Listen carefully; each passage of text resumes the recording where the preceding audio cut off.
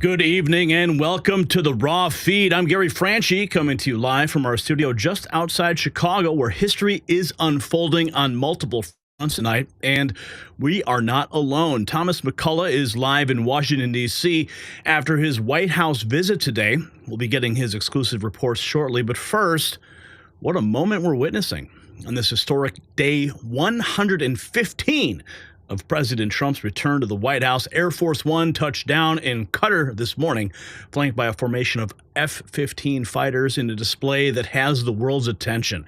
We've got the footage, and believe me, you're going to want to see this. And before we dive in, I do want to remind you that the Raw Feed is different from anything else you will see in media today. Why? Because this show is powered by you. Our live chat is already exploding with reactions. I can see them coming in now.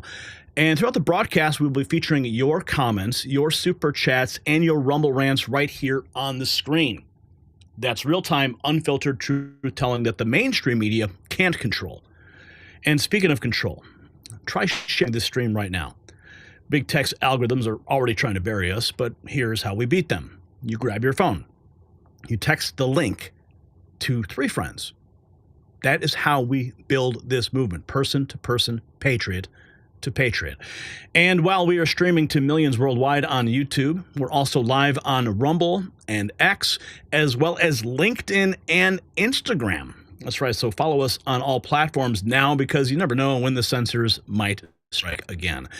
Now, tonight's show is absolutely packed. We've got President Trump making history in Qatar, but that is only the beginning. RFK Jr., yes, that RFK Jr. just detonated a truth bomb in Congress that has Big Pharma scrambling. A Wisconsin judge is facing serious charges for allegedly helping illegal aliens escape ICE custody, and the Biden deception. Well, that house of cards is finally collapsing. But here's the thing. Bringing you this kind of hard-hitting coverage is not easy. The powers that be would love nothing more than to shut us down. That's why we need your support. The donation links are in the description below. Every dollar helps us keep exposing the truth they don't want you to see.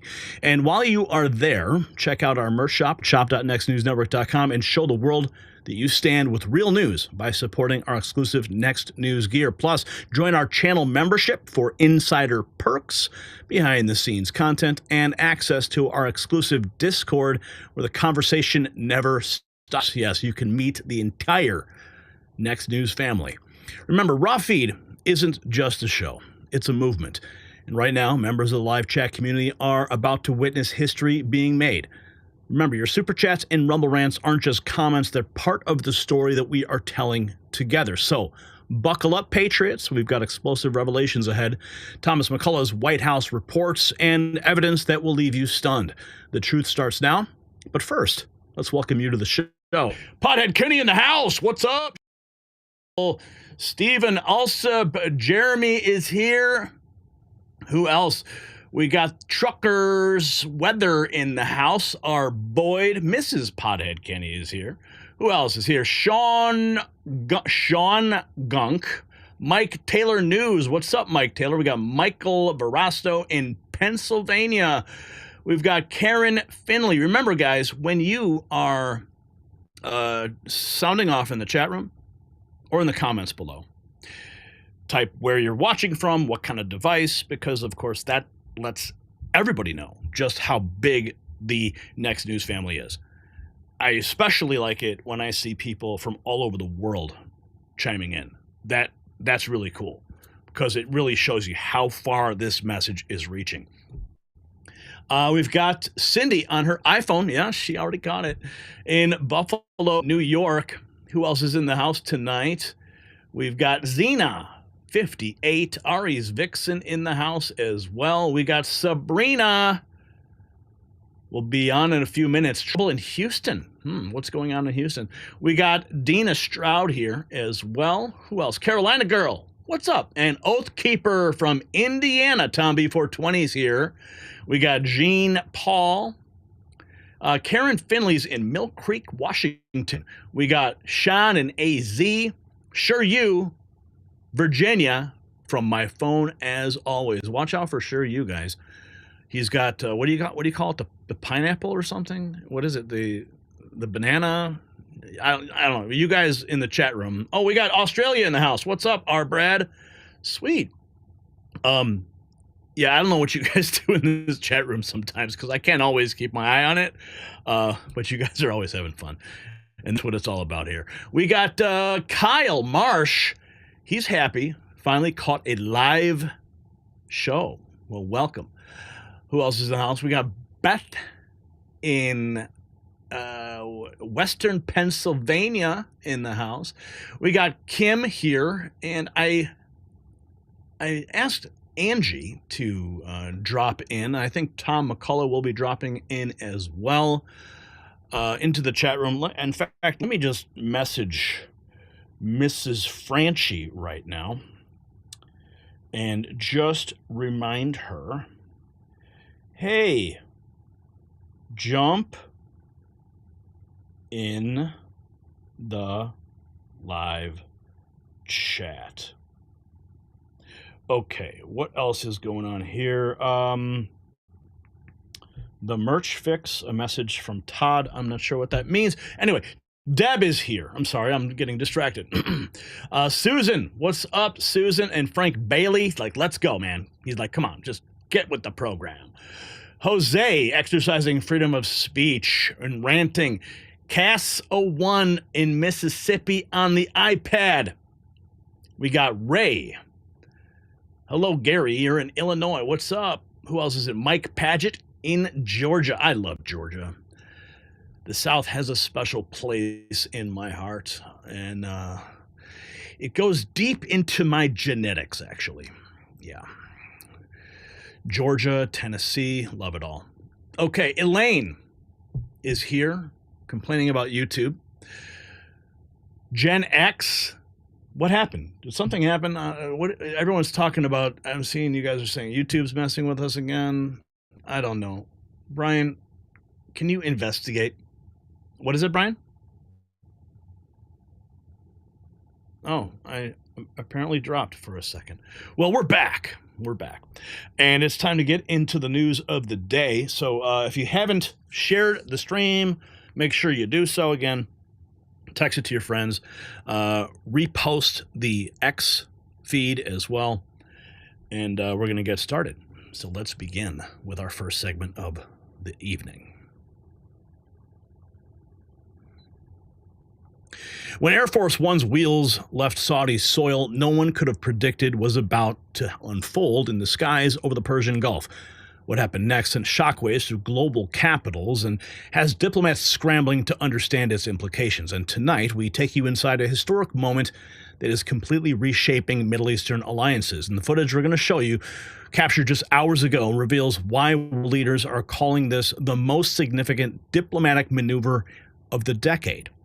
Ramifications of what transpired in those desert skies will be felt for generations to come, so do not look away. Now, here's the hard truth. Every 6 years, your dollar loses half its buying power.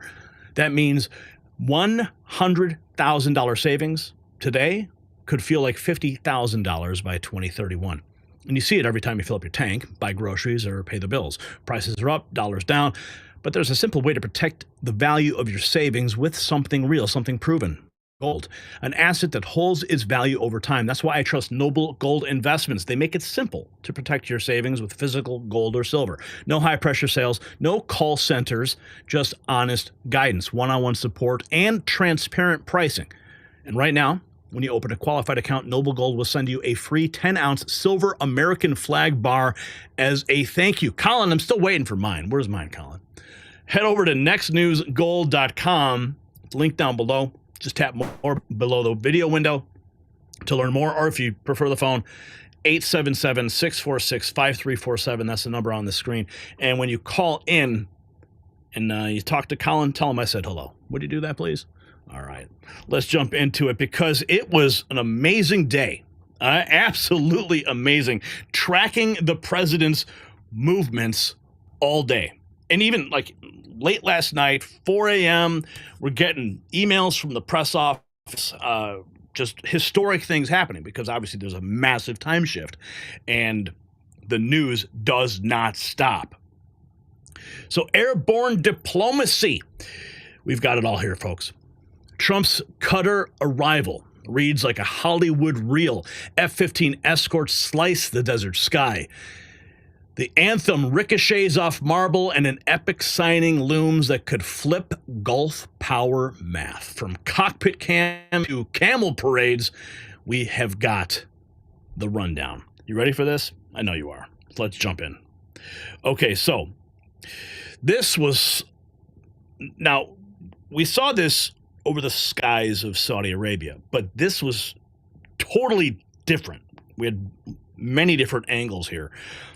So this video from a QEAF F-15QA shows the fighter guarding Air Force One, wingtips glinting as the jet banks over sand and seas. A silent salute at 25,000 feet signals alliance and strength before Trump's boots hit Doha marble. Now, here's the shot. This is the shot from that jet. I mean, that is some of the coolest stuff I've ever seen. But what's even wilder is we actually have footage of the pilot taking the video. Isn't that awesome? Remarkable. They have so much respect for the United States again. And then this shot, too. Inside Air Force One, Trump leans towards the window, tracking the escort's shadow across the dunes. The cabin hum turns electric. The skyline and runway flash into view. Now, there, I did see someone post. You see that? You see that tray in front of President Trump right there? It's not McDonald's, no. So RFK Jr. must have a hand in in picking the selection on Air Force One. No French fries, no Big Macs, just healthy food for the president. And I don't know, honestly, how the guy does it. I mean, this is a barn-storming tour through the Mideast. And there was one moment I thought was interesting. I was watching the clip, and I'm like, wait a second, that's Caitlin Collins. So there was a gaggle mid-flight. Caitlin Collins asking about Turkey peace talks. Let's listen in. What happens on Thursday if President Putin doesn't show up in Turkey for the talks with Ukraine? What will you do? Well, I don't know if he's showing up. I know he would like me to be there. And that's a possibility. If we could end the war, I'd be thinking about that. Now, tomorrow, we're all booked out. You understand that? We're all set. But you move. He goes. You will eat tomorrow. And so we have a very full situation. Now, that doesn't mean I wouldn't do it to save a lot of lives and come back. But, yeah, I think they're thinking about something. I don't know that he would be there if I'm not there. We're going to find out. Marco's going. And Marco's been very effective. What happened Marco Thursday Rubio is in Turkey, and there's going to be some historic peace talks there. Thinking about the optics of the moment, right? So Marco Rubio shows up in Turkey, about to broker a peace deal between Putin and Zelensky. Of course, Donald Trump, he'll drop everything. Like he just said, he will drop everything to save those lives. And, I mean, you can't score a peace deal without the guy who's negotiating the whole thing there. So you know he'll show up. So we're kind of waiting to see what happens. Now, here's some more from the Margot Martin got this. 4 Qatari F-15QA fighters holding tight formation off of each wingtip, engines glowing over the desert haze. No peel off, no wingdip, just steady steel guardians pacing the jet on final approach. Oh man, one day I hope to be on Air Force One. But I did hear, this is kind of wild, that if you get into the travel pool, the out-of-town pool as they call it, you have to put up $50,000, $50K, just so that you have, because they actually charge the press when they go on these trips. Like, it's not just like a free ride. You have to pay for your meals. You have to pay for your lodging. You have to do all that. So you got to put up like $50K just to get in there. So maybe we'll have a fundraiser and have a talk with Caroline Levitt. Now, here is the touchdown. Air Force One kissing the asphalt at Hamad International, rolling past honor guards, sun-polished helmets, tarmac heat shimmers, engines spool down, while embassy staff shield their eyes, waiting for the signature fist pump. I always do. I love seeing Air Force One. I've only seen it in person one time, and that was many years ago. And here it is, the America First fist pump. Trump stepping out, clapping, fires a fist pump atop the stairs, repeats at the beast door. The mark of American leadership on display. Optics writes its own cable. There he is. This guy's got to be exhausted. But he's a machine. There is no way Joe Biden could have ever pulled any of this off. I mean, considering the amount of money that he is getting these nations to pledge to the U.S. economy, Joe Biden would be too concerned about, his applesauce and his nap time. But there it is. Total respect in Qatar. This was also another wild moment. Yesterday when we saw those buffalo horses in Saudi Arabia, I said to myself, I want to see camels. Wouldn't that be cool? And then Todd shot me this video this morning. He's like, Gary, you asked for it, and here it is, the camels. I was like, oh, man, I asked for it, sure.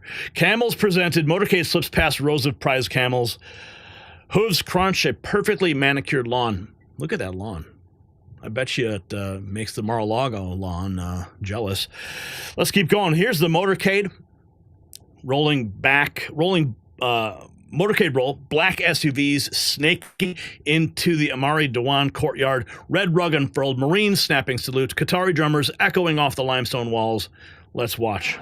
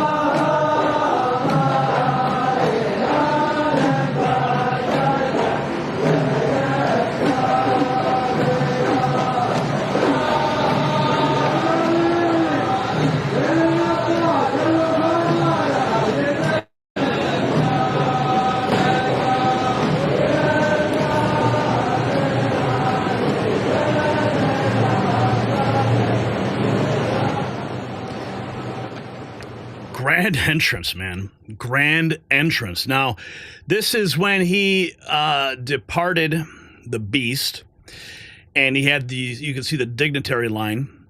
Trump walking past white-robed Qatari ministers, shaking hands as gleaming polished marble mirrors the flash bulbs. Emir Tamim watches U.S. aides line the opposite side, creating a corridor of suits and thwabs. Protocol perfection. You're witnessing it. But we're not at the juicy part yet. This is all a pomp and circumstance. Now, here we go. Seated opposite of Trump in a gold-trimmed salon, Emir Tamim proclaims, "You're the first American president to officially visit Qatar." So very honored. Imagine that. This is the first time in world history. Let's listen in. I'm very happy. We're extremely honored to have you here. We're very excited, very happy. historic visit, and I don't know if you know that you are the first American president to officially to visit Qatar. Right? So we're very honored. We're very honored. We're extremely First American president. Still seated across from Emir Tamim, President Trump responds, "It's been a loyal and beautiful friendship." And then he thanks him for the camels. And now we can, well, I have to say that we've been friends for a long time. Hard to believe, right? Remember that first meeting very well. And we've liked each other and we've worked with each other. And now we can work in the highest capacity. And we'll bring peace not only here, but I know you're very involved in helping us in other regions like what's happening with Russia, Ukraine, etc. And I think we're having some pretty good news coming out of there today and maybe tomorrow and maybe Friday, frankly. But we'll see about that. But I just want to thank you for everything, and maybe in particular our friendship. It's been a very loyal, great, beautiful friendship. And the job you've done is second to none. You look at this, it's so beautiful. As a construction person, I'm seeing perfect marble. This is what they call perfecto. And just a great job you've done, and what a beautiful place. And we appreciate those camels. I haven't seen camels like that in a long time. And that was some greeting. We appreciate it very much. Thank you very much. Thank you very much. And have a lot of fun. Thank you. He loves the camels. And here we have the Secretary of Defense, Pete Hegseth, signing a statement of intent on defense cooperation with Qatar, then inks letters to offer an acceptance for MQ-9B Reaper drones, FSLID air defense kits, locking a new layer of joint deterrence into the Gulf skies. Larger deals even coming next month. Firstly, a statement of intent on defense cooperation between the state of Qatar and the United States of America.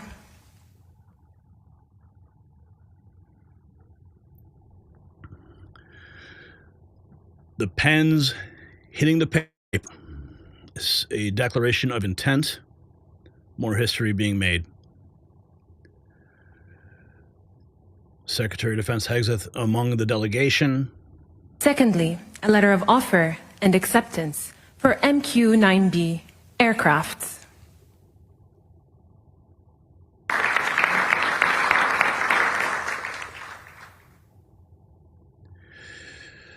Amazing. And a letter of offer and acceptance, FS lids. Continuing aviation surge. Qatar Airways CEO Badr bin Abdul Amir and Boeing chief Kelly Hochberg sign, this is historic, 160 new jets, the largest order in Boeing history.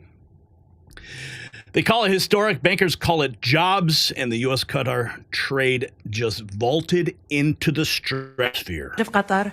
Now we will see the signing of the agreement of buying aircraft from Boeing.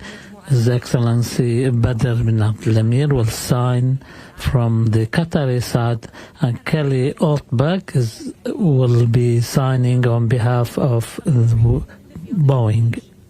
Between the state of Qatar and the United States of America. Boeing purchase agreement signed on behalf of the state of Qatar by His Excellency Badr Mohammed Al Mir, CEO of Qatar Airways Company, and behalf of the United States, Kelly Ortberg, President and CEO of the Boeing Company.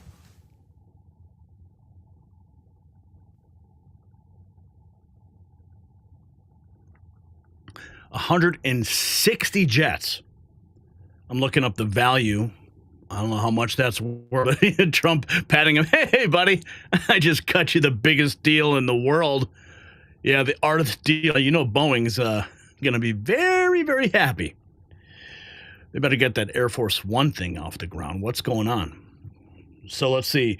I'm checking in on the value of 160 jets. Oh, my goodness. Okay, so that's roughly $96 billion in current list price terms, the figure Qatar and U.S. officials cited when they announced the record-setting order. Actual purchase prices are typically lower after the deep discounts that airlines negotiate, but we're looking at $96 billion deal signed right there. Oh, man. Take that to the bank, right? Holy cow. $96 billion. And then the joint charter. Under the chandeliers, Emir Tamim and President Trump signed a U.S.-Qatar Declaration of Cooperation, pledging deeper security, energy, and investment ties. Qatar, it is my honor to announce the signing of a joint declaration of cooperation between the State of Qatar and the United States of America. Signed on behalf of the State of Qatar by His Highness Sheikh Tamim bin Hamad Al Thani, Emir of the State of Qatar, and the Honorable Donald J. Trump, President of the United States of America.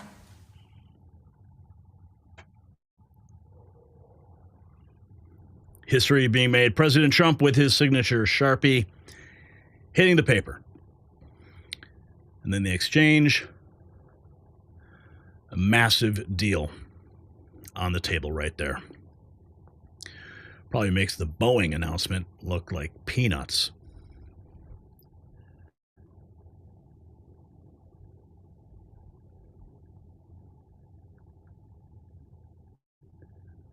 There it is. There's the Sharpie. There's the Sharpie, of course. And this is what happened. This is what happened stateside. While Trump is clinching Gulf deals and touts peace talks, Hill Democrats debut impeachment attempt number 3. Oh, boy. 353. I would like to see every Democratic member of Congress to support my impeachment bill, my resolution 353.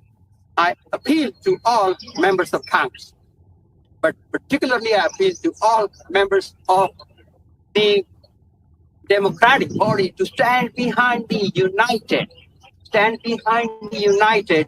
to oppose and send a message to this Congress, to this president. I also would like to... Yeah, good luck with that, buddy. Doesn't look like you have that many people there supporting you. Yeah, just another failed attempt. But here's what's really cool.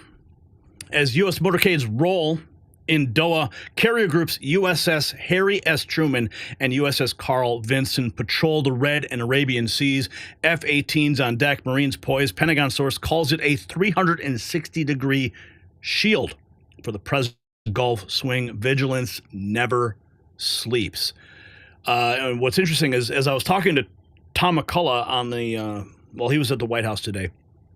He was investigating where the carrier strike groups were located, and he pointed out that, within minutes, these F-18s could just swoop in and do devastating damage if there was a need.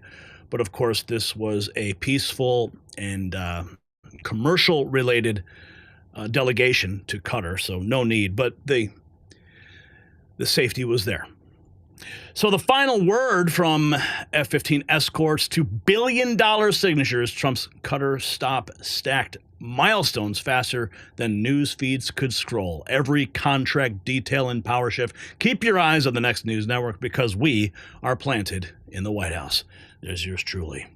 So what you just witnessed wasn't just a diplomatic visit. It was a master class in American leadership that's left our allies cheering and our adversaries in shock. Now, the implications of today's developments will ripple through every major capital, from Beijing to Brussels. But here's the question everybody should be asking. What does this strategic realignment mean for America's position in the global energy market? Share your thoughts in the comments below. And you know what? While President Trump is strengthening America's position abroad, patriots across the country are strengthening our voice here at home. Every piece of Next News gear tells the world you stand for truth in an age of lies. So hit the link in the description because this movement is just getting started. How cool is that? That thread that we posted earlier today has, right now, as of this report, 156,000 views, 815 reposts, 38 quotes, 4,848 likes, and 622 bookmarks. That is the power of the Next News Network in real time, and you guys are a part of it. And I thank you for that. I saw Angie show up in the chat room. Where is Angie? I know she's here. How come Gary doesn't have a tent at the White House? Great question, Tony. Because you have to pay big money for that. And we don't need one. We don't really need one. We can go there, we can get the work done. You know, maybe we'll cut a deal with somebody and we can, you know, borrow space, but it's not necessary. Not necessary. Okay, President Trump is amazing. Is it true that no tax on overtime is actually a tax deduction at the end of the year? I don't know. Biden didn't get a welcome like that. That's right, Michael. He certainly didn't. Okay, what else? Velvet, what's up? Hello. Attack helicopter. Angie is lurking now. Cody says, you're awesome. We'll continue following you. I don't care what they think of your channel. We don't care either. Uh-oh. Juan Ruiz is here. You know, whenever Juan's in the house, trouble brews. And like 50 people are going to be gifted new memberships. Yeah, that's cool though. I love it. I love seeing it. Sure you. Don't know how long I'll have a signal. Streams are breaking up. Oh, I'm sorry. Truckers weather. I appreciate your fire, Gary. I sent you an email this evening. Oh, you did. Okay. I'll have to check my email. All right. We got more news to get into our second topic of the night. Yeah. It is all coming to light now, finally, right? Unbelievable. Let's roll.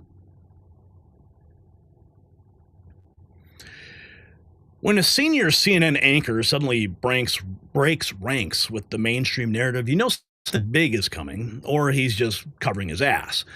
Tonight, a series of stunning admissions from Jake Tapper has ripped the facade off what may be the biggest political cover-up in American history. Now, for years, we have been telling you about the puppeteers behind the scenes, and now the truth is finally bubbling to the surface. Who was really calling the shots during the Biden administration? What did Democrat leadership know, and when did they know it? Well, the answers are more disturbing than anyone imagined, and they're all coming to light. So don't go anywhere. Now, looking older isn't just about wrinkles anymore. It's about cellular health. And while the deep state's been hiding the truth about our nation's leadership, specifically Joe Biden, they've also been concealing breakthrough research about aging. That's why I'm excited about this multi-collagen formula. Just like we're exposing the truth about who's really been in charge during the Biden administration, this formula exposes the lies about aging. It's got 5 key types of collagen, 4 different sources, the same comprehensive approach we take to uncovering the truth. So visit healthwithgary.com and get 51% off while you still can. So here we go. We're going to dive deep into this. The deep state conspiracy to hide Biden's massive decline finally exposed. They lied to America while shadow figures ran our government. The truth is coming out, and they can't stop it. CNN's Jake Tapper finally admits. Yeah, you know what? If you're, I'm so furious about this. But here's the point. Before I get any deeper, it's like we were screaming about Biden's health forever, and the media completely covered it up. The White House covered it up. Democrats covered it up. So what's happening now is wild to witness. You know, if I were them, I wouldn't have said anything. But they're coming out and revealing these facts now. I mean, it only destroys their credibility even more. Jake Tapper finally admitting the White House hid Biden's decline. What many shouted for years, they misled you, the cabinet, the world. Where was Tapper when the truth mattered? Media silence greased the fraud. Complicity is a scandal of its own. It's time to demand answers. So let's check in with Mr. Turd Tapper himself. what's going on with President Biden. You have an entire White House press corps, though, following him around. And I'm just curious as to whether or not this kind of trying to hide what was happening with the president at the time had an impact on the press corps. Like, why didn't we hear some of these details from what they actually saw and were dealing with trying to get information? Well, Alex Thompson and I were on the case, as were lots of other reporters, trying to figure out what was going on behind the scenes. But the bottom line is the White House was lying, not only to the press, not only to the public, but they were lying to members of their own cabinet. They were lying to White House staffers. They were lying to Democratic members of Congress, to donors about how bad things had gotten. And in fact, Alex and I started writing this book after the election of 2024. And we spoke with more than 200 people, most of whom, almost all of whom, were Democrats, and almost all of whom wouldn't be honest with us or wouldn't be candid with us until after the election. And then after the election, we found out all of these things that when you looked at what was going on with President Biden at the time, it probably doesn't surprise you the extent to which he was deteriorating. But now we have anecdotes and facts about what was really going on behind the scenes, with details that Democrats wouldn't share with us until after Election Day. Yeah, okay, so, okay, Tapper, you say you were investigating, and you're putting the blame on the White House while your network continued to lie to America, lie to the world. You could have just come out with these questions on CNN. You could have raised the question. That's what we're supposed to do. We're supposed to raise the question and demand the answers. Instead, you just, brushed it under the rug for your own agenda. And now it's clear his agenda is what? Selling a book. Oh, but he keeps going. The greatest political fraud. Handlers promised Biden was fit for 4 more years while whispering about wheelchairs behind closed doors. Wheelchairs. Corporate press nodded voters were sold a mirage until curtain up exposed the scheme. So some new. He's clearly up to the job. He's doing it every day. He's doing it successfully. 80's the new 40. Didn't you hear? President Biden does more in 1 hour than most people do in a day. That was then, and this is now. Bombshell new claims that President Biden's advisors floated the possibility of whether or not he would need a wheelchair if he won another term. So some new details within the pages of that book. Yeah, it's a book. I don't think it's definitely not. He's not trying to cleanse his soul. Remember when Biden froze on stage and Obama whisked him away while fact checkers yelled, "Cheap fake"? It was evident. The crowd gasped, spin doctors spun, cover-up looked sealed, but receipts refused to die. Eyes open, America. Just stare a little blankly. Look, and you bring up President Obama because there was a moment at fundraiser, and that fundraiser really was a key moment for a lot of people in this history, which you so brilliantly document. But President Biden walked down to the end of the stage of this fundraiser for a moment. You can see it right there, and seemed to stare a little blankly into the crowd, and then President Obama tugged on him. You saw that tug and led him off the stage. So you just said you spoke to a lot of people who were there for that. What else did they tell you about it? Well, Obama's side of that story is he wasn't sure what was going on, but he just wanted to get out of there, and he wasn't going to get out of there without Biden, so he grabbed him, and it was more just his impatience than anything else. But other people who were there, and we should note that the Biden White House falsely, when people showed that clip and asked what was going on, said it was a cheap fake. They did this all the time when there was video that seemed to show Biden acting in an odd or unusual seeming. And what did CNN do? They simply echoed the talking points from the White House. They defended it. He's like, we were asking questions. Yeah, no, you were spreading the lies. Out of it way, they would call it a cheap fake. It was not fake. It was actual video. And people in the arena who did not see the horrifying scene behind the stage, but in the arena, Congresswoman Annie Kuster, Jon Favreau, former Obama chief speechwriter, and others, just from that event and Biden walking towards the edge of the stage, thought, oh my God, something is wrong here. He's not going to make it. Well, you couldn't hide it at that. You couldn't. I mean, it was in front of all those donors. I mean, supposedly that's when Clooney was like, we ain't going any further.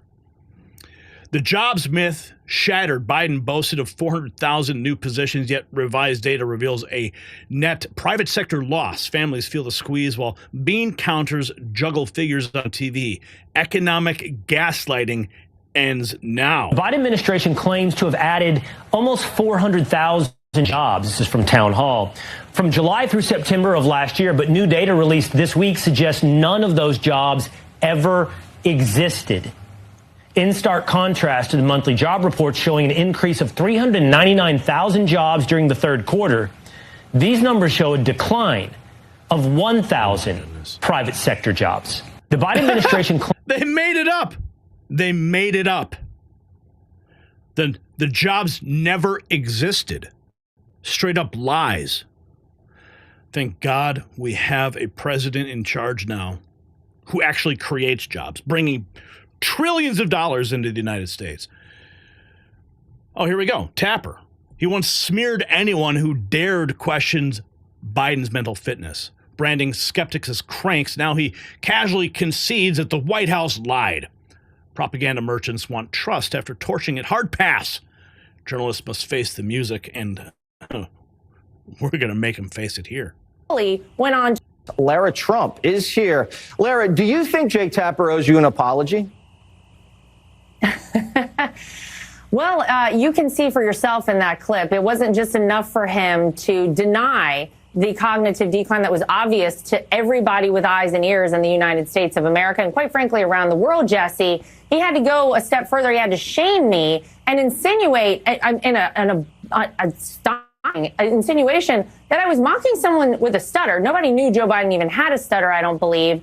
But that got me a lot of hate from a lot of people. Captain Sully went on to write an op-ed to shame me even further after that interview. So I'm expecting a full-throated public apology at any point. I'm holding my breath from Jake Tapper and maybe from Captain Sully as well. But this is the reason that the legacy media has lost the trust of the American people. Only about 25% of the country believes these people anymore and thinks they can actually trust them. Because there's only one of two options here. Either Jake Tapper is just about the worst journalist who's supposed to investigate and research and, I mean, maybe was totally blind for about 5 years there, or he denied like they all did, tried to cover up what we all saw ourselves, and now that he can make a buck off of it, now all of a sudden he was duped by the White House. It's absolutely ridiculous. Yeah, blaming the White House. J.B. Pritzker claims they saw nothing wrong, even as leaks prove they briefed on Biden's. They were briefed on Biden's decline. The lie rolls on, banking on short memories, making them remember at the ballot box. Vote out every enabler and reclaim honest leadership this November. Yes, the internet never forgets. Ideas about how. Did you know how bad things were with President Biden before the election? When you say how bad things were, I mean, what I can say is I saw him a few times. I certainly went to the White House whenever there was an opportunity for me to make the case for something for people in my state. And I never had the experience of anything other than a guy who brought to the table a lot of good ideas about how to solve problems. Yeah. So to the extent people are now saying, well, we thought about whether he should have a wheelchair, which I understand is one of the things that was said. I never heard any of that. I never saw any of that. All right. Yeah. Did you know how? Yeah. Keep peddling the lies. Schumer, Obama, and Pelosi rehearsed a secret plan B in case Biden collapsed on debate night. Proof they knew his limits, yet sold competence. This makes Watergate look quaint, an orchestrated hoax perpetrated on every voter. Malfunction. If things go south at the debate, me, Barack, Nancy, and Hakeem have a plan B. Schumer would later deny it. It's a political problem that we have here. Did he mean go south at the debate in that Biden totally, had a malfunction the way we saw, or did he mean just go south at the debate like he doesn't perform well? The fact it could have been both. The fact that he was only concerned about the optics and not about the fact that the president of the United States might be in cognitive decline, might be mentally impaired, to me speaks volumes about the lack of character of Chuck Schumer. But the idea that we did not know about this for the years leading up to the presidential campaign, we all saw it with our own eyes. Video after video, speech after speech, statement after statement. The Her report Okay, before we go further, after he was elected, people were asking me how long is he going to last. Everyone saw it. I said 6 months. I'm surprised he lasted the full term, to be honest with you. But we all knew it. We saw it. The fact that we have people saying today, oh, I didn't know, we had no idea, is outrageous. That's number one. Number two, the cover-up is outrageous. And number three, people were arguing with a straight face that this man could serve 4 more years until, of course, it became untenable at the debate. Honestly, Jake and Alex have done a great service here. This book needs to be written. These stories need to be told because we've lived through the greatest scandal in modern American political history, the cover-up of the decline of the president, the argument that he could serve 4 more years. If he were in office today, if he had somehow won and were in office today, you'd have the same people on TV today saying, he's fine. So behind closed doors, he's fine, and you know it. It wasn't just deception about a campaign. The man was the sitting president of the United States. There's more at stake here than just politics. There's in-the-moment decision-making. Was the country at risk? Who was making decisions on behalf of the country? Because obviously the president was impaired, and there were people who knew it. There were people, those same were lying about it publicly. And now the real question is, who was making decisions behind the scenes? You can't just move past it. It happened, and you can't move past it. If things go south. Who was making decisions behind the scenes? Election deceit is one outrage. Seating a cognitively impaired commander-in-chief endangered national security. So who truly signed the war orders, energy pacts, intel clearances? Americans deserve names. And it wasn't just deception about a campaign. The man was the sitting president of the United States. There's more at stake here than just politics. There's in-the-moment decision-making. Was the country at risk? Who was making decisions on behalf of the country? Because obviously the president was impaired, and there were people who knew it. There were people, those same people were lying about it publicly. And now the real question is, who was making decisions behind the scenes? You can't just move. Massive lies about Biden's condition. Tapper exposed for hypocrisy while deep state media claims stutter. They're gaslighting America about Biden's brain collapse. The globalist handlers desperately hiding the truth. And now one of the book's co-authors is using the L word to describe the White House. Alex Thompson and I were on the case, as were lots of other reporters, trying to figure out what was going on behind the scenes. But the bottom line is the White House was lying, not only to the press, not only to the public, but they were lying to members of their own cabinet. There are critics, however, that are pointing this out. The Tapper's record on the subject isn't exactly squeaky clean. How do you think it makes little kids with stutters feel when they see you make a comment like that? It's very clearly a cognitive decline. Okay. That's what I'm referring to. It makes me uncomfortable You are to watch somebody on stage search for That's so amazing. questions. It's so amazing to me that the Washington Post just out a piece examining how President Biden embraces his stutter, talking about it, while Trump mocks it, exaggerates it, belittles it. He's sharp physically. I mean, mentally. Yeah. I think the question is physically, right? He's 81, and his memory, it doesn't seem great. It's not horrible. And now one of the books. There's Turd Tapper himself. His own words. Defending the lies that he claims he was told by the White House. Now, Biden's cover-up is only chapter 1. More whistleblowers footage and earthquake revelations lie ahead. Deep state operatives scrambling to plug the leaks, but momentum is ours. Follow the Next News Network and stay a step ahead of censorship before the blackout hits. And there is yours truly at the White House. Now, the revelations you've just witnessed are not just about one administration. They expose a systematic subversion of American democracy that goes back decades. So the question isn't just about who knew about this deception, but how deep does the shadow government really go? Drop your theories in the comments below because this story is far from over. Now, our community keeps growing stronger every day because patriots like you refuse to back down from the truth.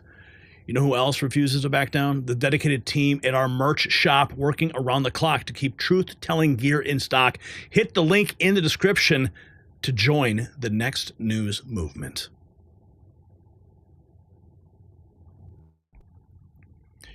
All right, where are we at? Okay, Alice Cersei, what's up? Thank you for the 1999. Certainly appreciate that. Our first super chat of the evening. Let's go and check in on the main chat. Okay, what is democracy? Asks Kathy. Hey, Miss Pothead Kenny. Hey, Thomas, how are you? You're doing an awesome job. Oh, Tom is here. What's up? Tom in the house. Yeah, he dry, man. What about the footage from yesterday that he brought us? I mean, the guy was like reporting in the rain. I'm like, Tom, dude, get your umbrella. He's like, no, man. He's like, I got to put it over the camera. And, you know, when I was at the White House last time, I had there was rain in the forecast. And I should have mentioned it to Tom. We didn't know. I didn't check. He didn't check. We didn't know. And I ended up actually buying a little umbrella that sits on top of the camera. But I was afraid maybe the wind would blow it over. Never had to use it. But now we know, right, Tom? Okay. Let's keep going into the next topic of the night. Oh, the Kristi Noem hearing. Let's go into that. So just quick check here. From Todd, we're gonna lead with Tom, and then we're gonna go into what you've got bookmarked for us. Is that right?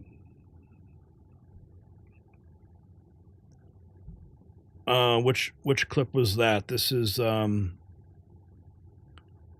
Secretary Noem cooking Dan Goldman. All right, okay, we can run with that, and then we'll go into Tom's hit from the White House. Okay.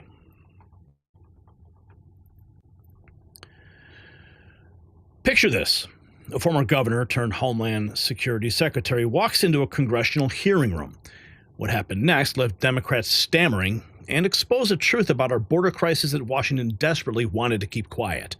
And right now, we're going to show you the moment Kristi Noem turned the tables for accusers and revealed exactly who's been undermining our border security from within. The exchanges that followed were so explosive, 3 committee members literally walked out of the room. But it's what was said after they left that has everybody talking, and the implications are staggering. So don't look away. And if you're outraged about what's happening at our border, you're probably feeling that pain and inflammation from your blood pressure rising. Well, Dr. Josh has discovered something remarkable, just like Secretary Noem is exposing the truth about our border crisis. This breakthrough turmeric formula is exposing the lies about chronic pain. While politicians play games with our security, you don't have to play games with your health.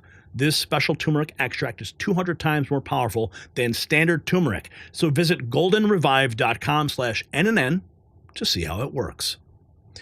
Okay, so let's jump in to this first clip. Out the gate, Secretary Noem cooking Representative Dan Goldman, defending an illegal immigrant gang member more than he defends his own constituents. We're going to play this, but then we've got Tom McCullagh at the White House reporting, giving us some more information. So let's check this out.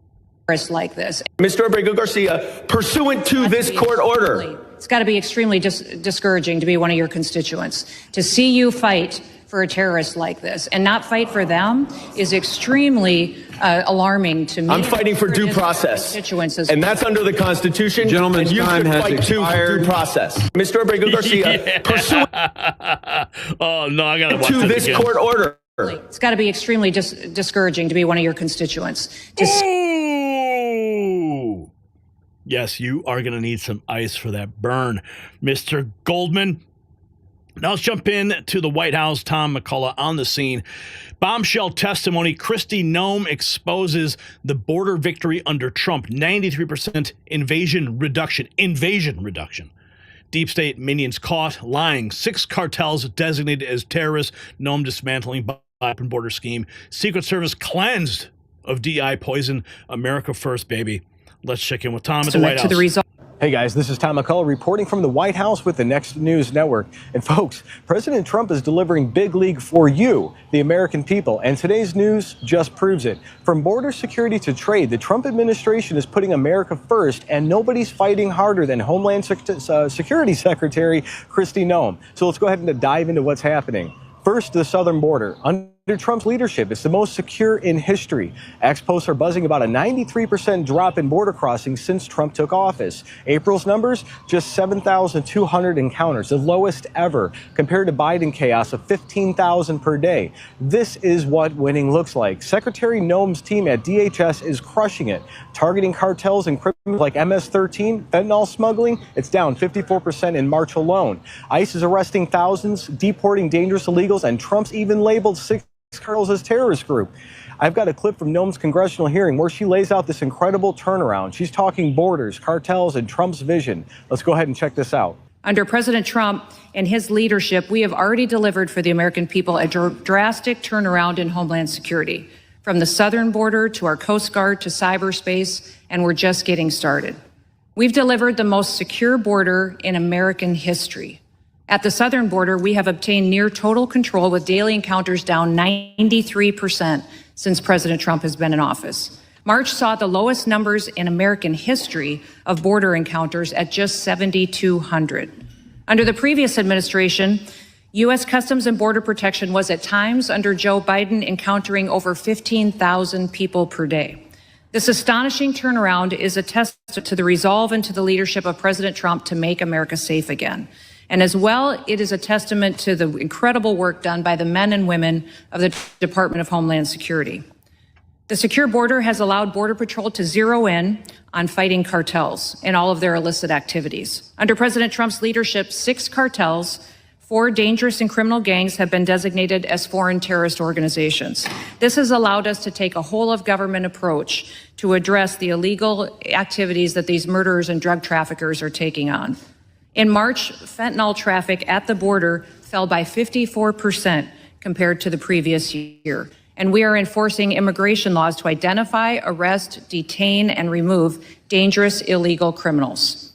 We're prioritizing those who have committed crimes and aliens who are a threat to public safety and national security, especially those that are affiliated with terrorist organizations like MS-13 and Trembling. Includes those that already have final orders of removal.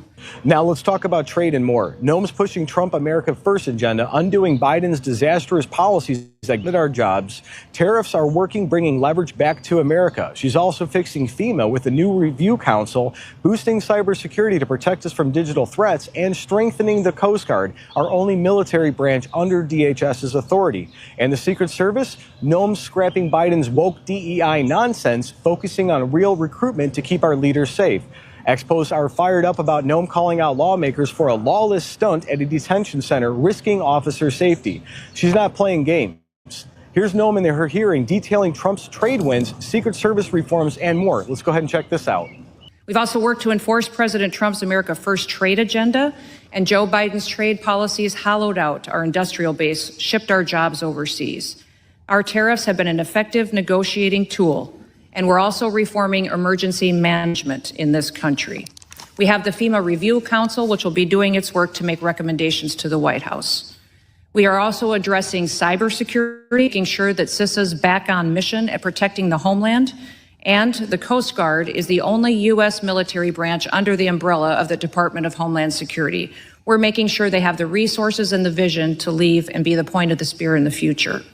Since I took office, one of the responsibilities that I have is in reforming the Secret Service. We've reassessed Secret Service's needs, gotten recruitment away from Biden administration's DEI objectives, and made sure that they are equipped and ready to take on the task of protecting the more powerful into the future. We are so grateful for their bravery, their dedication, and their patriotism. It's our responsibility to continue providing them with the resources that they need to continue to do the important work that they do. Mr. Chairman, I want to thank you for the time today. Thank you for allowing me to be here to get the facts out to the American people and to members of this committee of all of the good work that the people of the Department of Homeland Security are doing to serve the American public. With that, I look forward to your questions. And guys, this is the Trump effect. It's lit up with praise for his policies. Border arrests are down, smuggling routes are collapsing, and America's safety first. One post nailed it. Trump's enforcement works despite radical judges trying to block deportations. Noem's hearing showed she's all in for Trump's vision, refusing to bow to Democrats who are whining about deportations. She's fighting for you, the forgotten American, against the open border elites. President Trump's leadership is restoring law and order, and Kristi Noem's delivering results. From cyberspace to our shores, this administration is just getting started. And guys, that's all it for now. Stay strong, stay proud, and keep fighting. God bless. Hey guys. Thank you for that report, Tom, at the White House. Let's keep going. Check this out. Jim Stewartson says this is one of the most awe-inspiring, righteous, patriotic American takedowns I've ever seen. Watch how every Democrat needs to talk from now on. Duly appropriated. Well, let me ask you the follow-up question here, because I have a lot of them. Do you agree that Article 1 of the Constitution gives Congress the power of the purse? Yes or no? Yes, that is a duty. Do you of believe Congress that, to be let me able ask to you another appropriate follow-up, funds. it's just yes or no. Do you believe you have the power to disregard congressional appropriations and unilaterally repurpose funds that have been duly appropriated by Congress? Yes or no? Ma'am, we are not doing that. So the we answer are to using you is no. dollars as to All how right, they well, were let me, it was a yes or appropriated no, for ensuring the Secretary. Let me, programs have- interestingly, you said no. But since you've been Secretary, you have repeatedly disregarded the law. You have illegally impounded funds that Congress appropriated and that your branch of government must implement pursuant to the law. Yet you've closed offices established in law, including the Office for Civil Rights and Civil Liberties, the Office of the Immigration Detention Ombudsman, the Office of the Citizenship and Immigration Service, and you've canceled contracts for programs authorized in law, including shelter and service programs and citizenship and integration grants.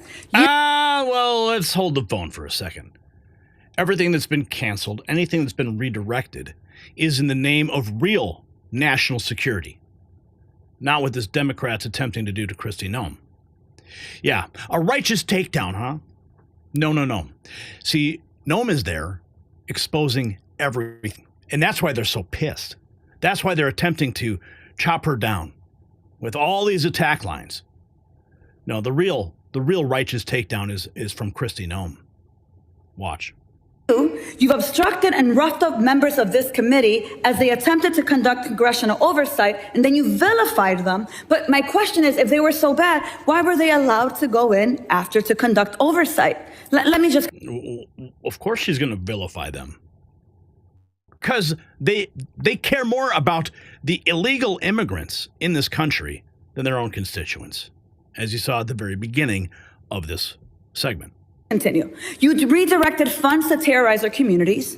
You created taxpayer-funded political propaganda campaigns to terrorize families and children who don't sleep at night because of the... Oh, please, spare me. Spare me. Oh, we have more from Dan Goldman. But Kristi Noem tells the truth. Give him. Abrego did. He Stop was filibustering. surrounded by gang members of MS-13. Will you give Mr. Abrego Garcia the due process that the Supreme Court and Judge Wilkinson has required you to give him? Abrego Garcia is an El Salvador resident who is in his home country. If he were to come back to this country, he would be immediately removed again. You know. He has received and been treated appropriately. So and he is not. How can you say he's been treated appropriately if the Supreme Court has ruled 9-0?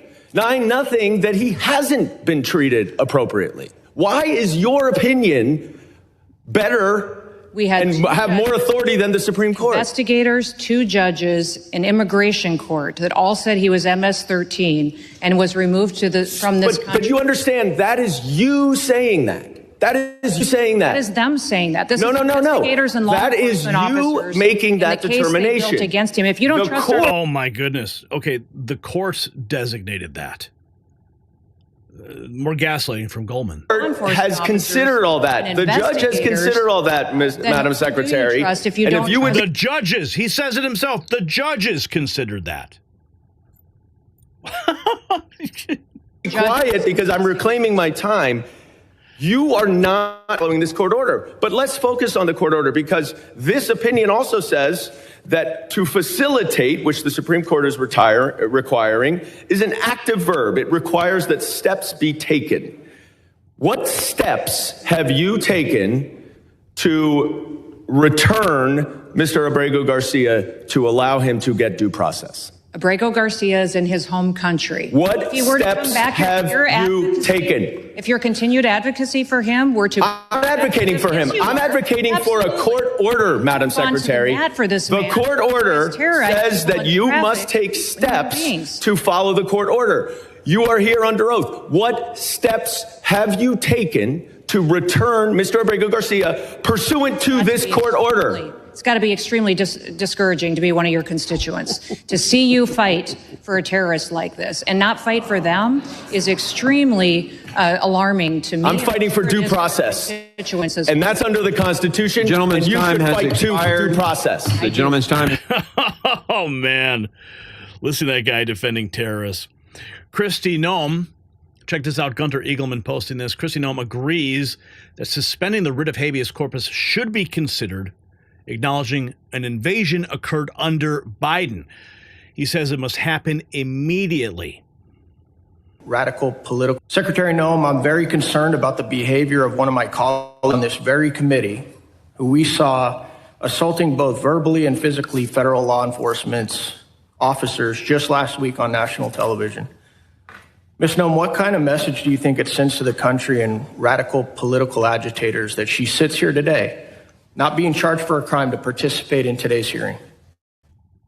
Well, Congressman, I believe that what you saw last Friday at Delaney Hall was not oversight. I believe that it was breaking into a federal facility and assaulting law enforcement officers. This Congresswoman was surrounded by people who were criminals that were taking criminal actions. And so we need to be honest about what happened there.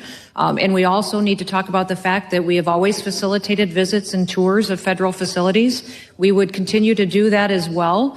And we would encourage that they work with us to do that in the future rather than to do the unprecedented destructive actions that the Congresswoman and her colleagues engaged in last Friday.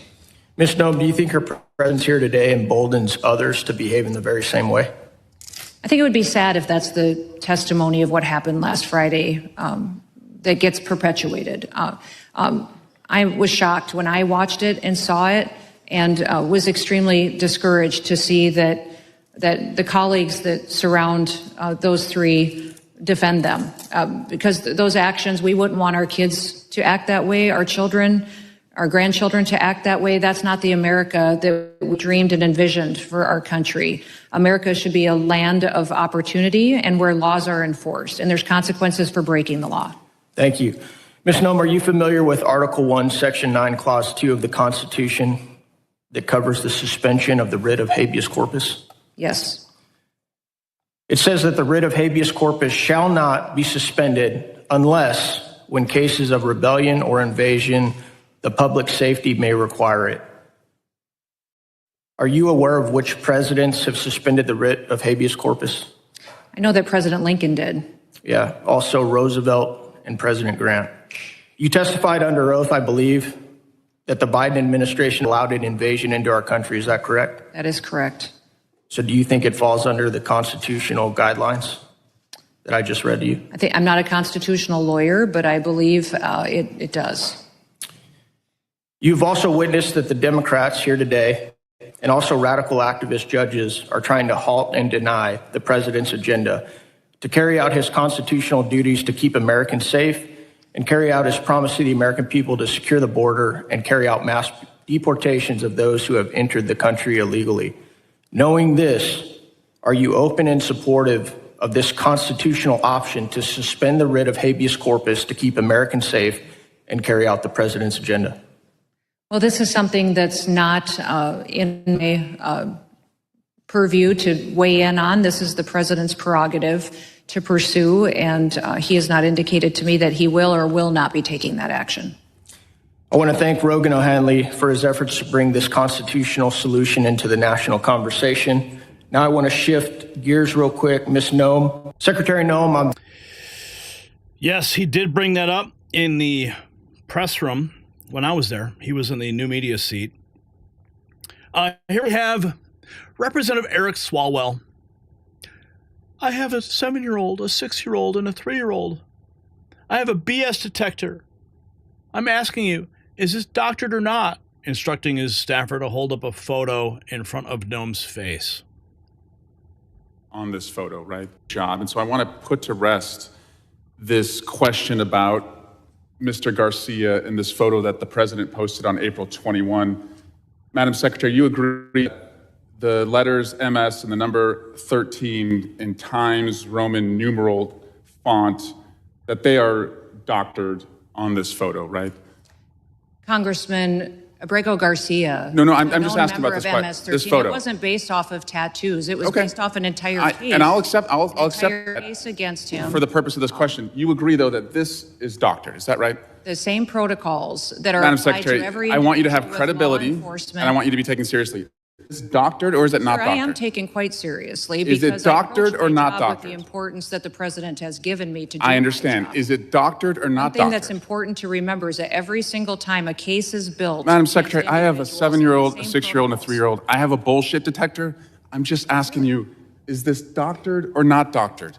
sir, the protocols in the case built against Can you Abrego answer the Garcia question? were exactly the same. Madam Secretary, I don't have you're- any knowledge as to that photo you're pointing to. Okay, can you I take don't, her, sir. can you show her the photo? Walk her the photo down there. No, that one. Please take a look at this photo. It was tweeted by the president on April 21. It's been hanging out there for about a month. So what is your point?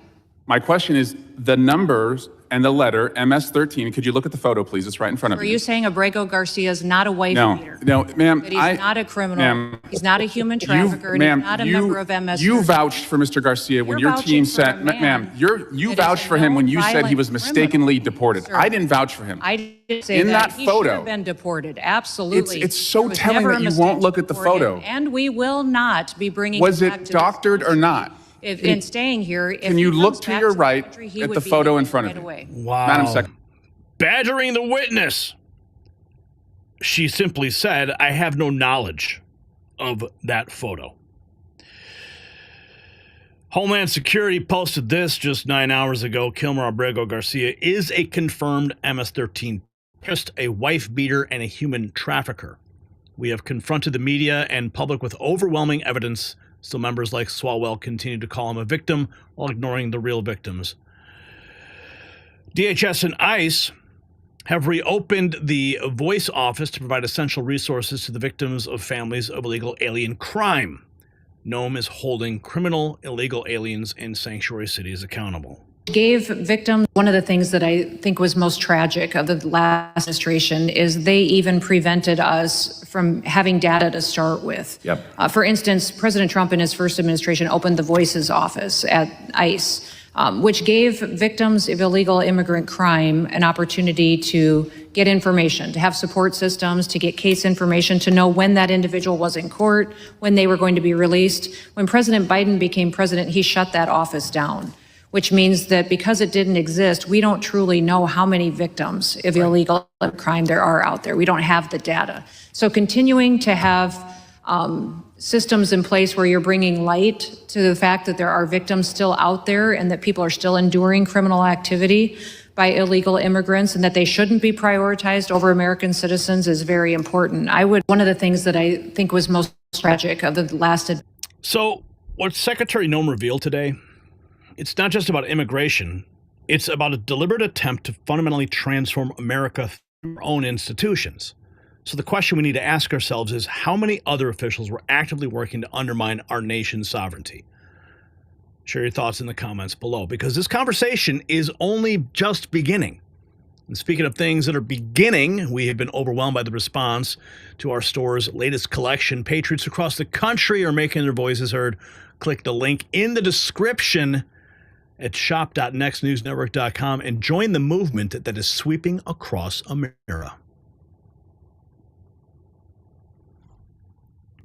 All right, checking back in with the Next News Network chat room. Pothead Kenny is popping some milk duds and chilling yappers. Oh, I love milk duds, man. Oh, I love milk duds. Okay, our boy, Fang Fang Go Bang Bang. Oh my goodness. Any more super chats? No. And Juan isn't feeling generous giving out any gifts tonight. But we do thank you for all the gifts you have provided in the past. Overeducated SP, what's up? Tornado warning, truckers weather.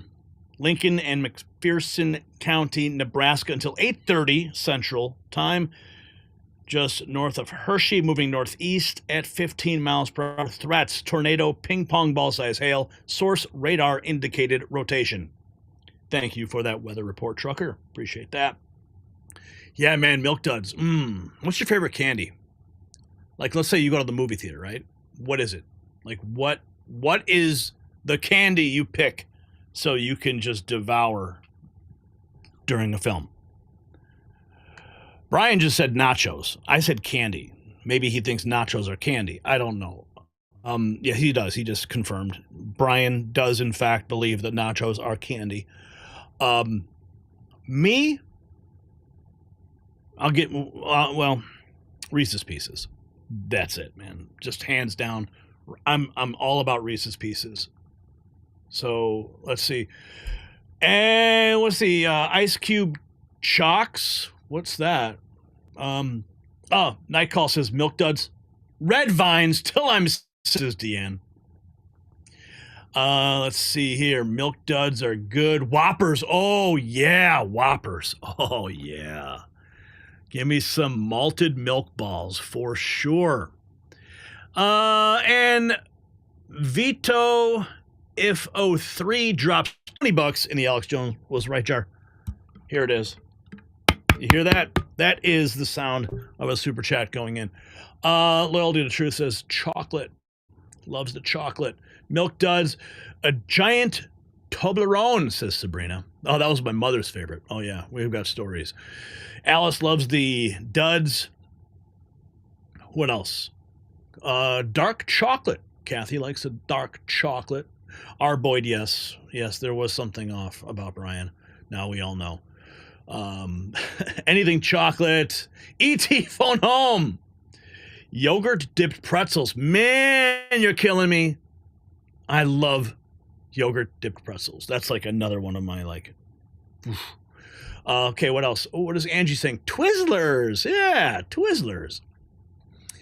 Angie loves the Twizzlers. And Kit Kat says a 100, what's that called? The 100 grand bar? Those are good too. Whoppers, deep fried Mars bars. Never had a deep fried Mars bar. Todd's like, no, Whoppers are gross. Kib says, cotton candy dyes and all straight up sugar to the vein. Butterfinger. Dude, yeah. Nobody better lay a finger on my Butterfinger. Actually, I love Butterfinger in like a Dairy Queen Blizzard. Oh yeah. That's the good stuff right there. Reese's Pieces are great. Three Musketeers. All right. Mary Jane's. Those are like the little candies. Michael says no sugar. Gary said balls. Reese's, Juju Fruits, Junior Mints. Boston Baked Beans. I don't think you can get that at the movie theater, but maybe where you live, Sabrina. I don't know. Okay. Enough fun. Let's keep going. Because there's some fun that happened at the RFK hearing today. Did you guys see that? Well, if you didn't, I'm going to show it to you. Especially when the Capitol Police showed up. Yeah. All right.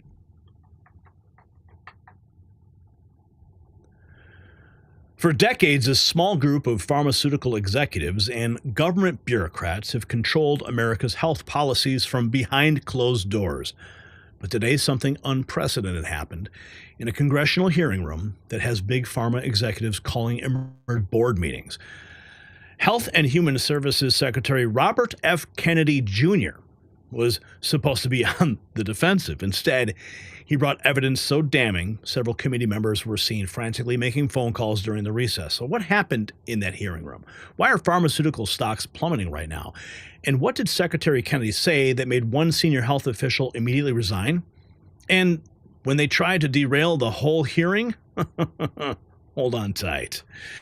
And with all the shocking revelations about our nation's health system, it's no wonder millions of Americans are concerned about their blood pressure. The stress of learning these truths can send your numbers through the roof, and that's why I want to tell you about a breakthrough formula that's helping Americans take control of their cardiovascular health naturally. Just like Secretary Kennedy is fighting for transparency in healthcare, this formula fights for your heart health. Made in the USA, a GMP-certified facility is helping patriots stay strong. Visit withgary.com and get 40% off for Next News viewers. Okay, we've got Tom McCullagh. He's on the ground at the White House. We're going to get to his breakdown. We've got more clips, but you already see it on this. Look at this. Look at what's happening. Okay, Capitol Police apprehended protesters who threatened RFK Jr. at a hearing today. This is the price RFK Jr. pays for threatening Big Pharma's influence on our government. When I saw this clip roll across my news feed today, I literally jumped. I'm like, are you kidding me? Watch. Or with less. The budget I'm presenting today supports these goals and reflects.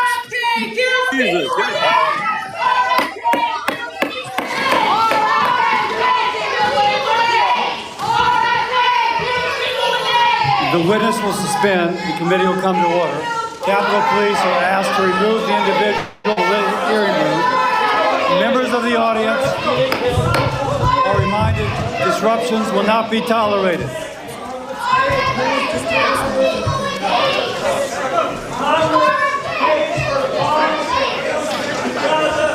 Members of the audience are reminded disruptions will not be permitted while the committee conducts its business.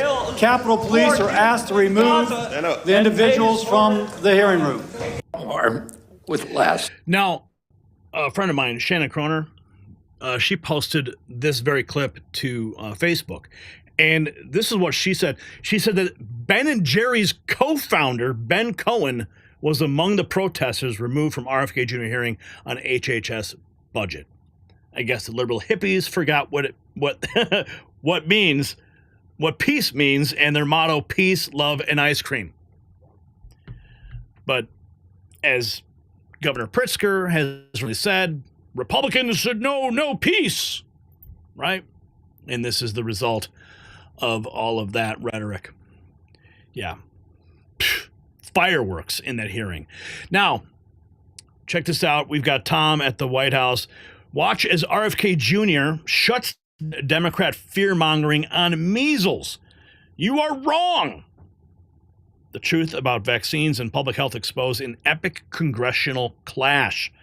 HHS Secretary standing firm against misinformation. Dead wrong about. Hey guys, this is Tom McCullagh reporting from the White House with the Next News Network. So today we saw a powerful moment in Congress where Health and Human Services Secretary Robert F. Kennedy Jr., a key figure in President Trump's administration, stood up against fear-mongering. During a heated exchange with Congresswoman Rosa DeLauro, RFK Jr. corrected her on her claims about measles, saying, "You are dead wrong about what you said." This moment highlights the administration's commitment to truth and transparency, especially when it comes to public health, and especially when congresswomen have pink, purple hair and crazy glasses. Check this out. Let me address your first issue first, because I want to correct you. We have about 1,100 measles cases in this country. The growth rate last year was 15 additional, so we have plateaued. Mexico has roughly the same number with a third of our population, and they got 300 extra quick cases last week. Canada has more measles, 1,500. They have 1/8 of our population. Western Europe has about 6,000, which is 10 times the number that we have. Well, you are wrong about what you said earlier. RFK Jr.'s appearance at Congress today was not just about correcting misinformation. It was in broader defense of the Trump administration's health policies. Despite facing tough questions from Democrats like DeLauro, who expressed horror at his stance on vaccines, RFK Jr. remained steadfast. He emphasized that his personal opinions on vaccines are irrelevant to his role, focusing instead on data and the real impact of diseases like measles. This hearing also touched on significant cuts to the budget, a move that aligns with President Trump's promise to streamline government and reduce wasteful spending. RFK Jr.'s leadership is a testament to the administration's dedication to putting America first, ensuring that our health policies are based on facts, not fear.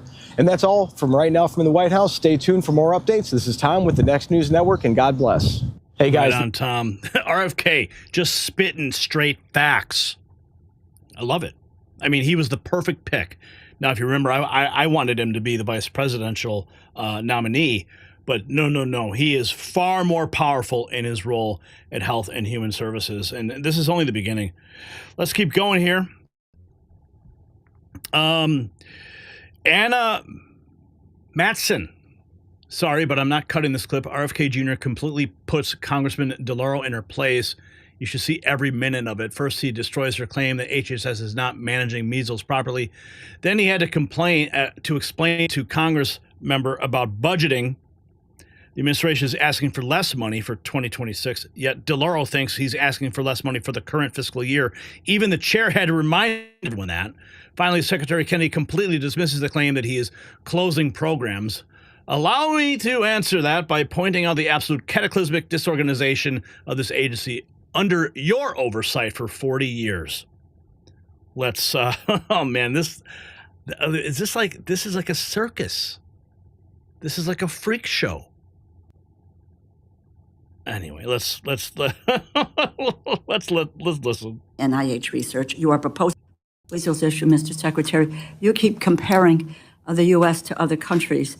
You compare us to Europe, but the Europe you are referring to is the WHO European region. That's 53 countries in Europe and in Asia, including those with low vaccination rates like Romania that has never eliminated measles. If you compare us to Western Europe countries that we often compare ourselves to, like Great Britain, they have seen no measles death this year.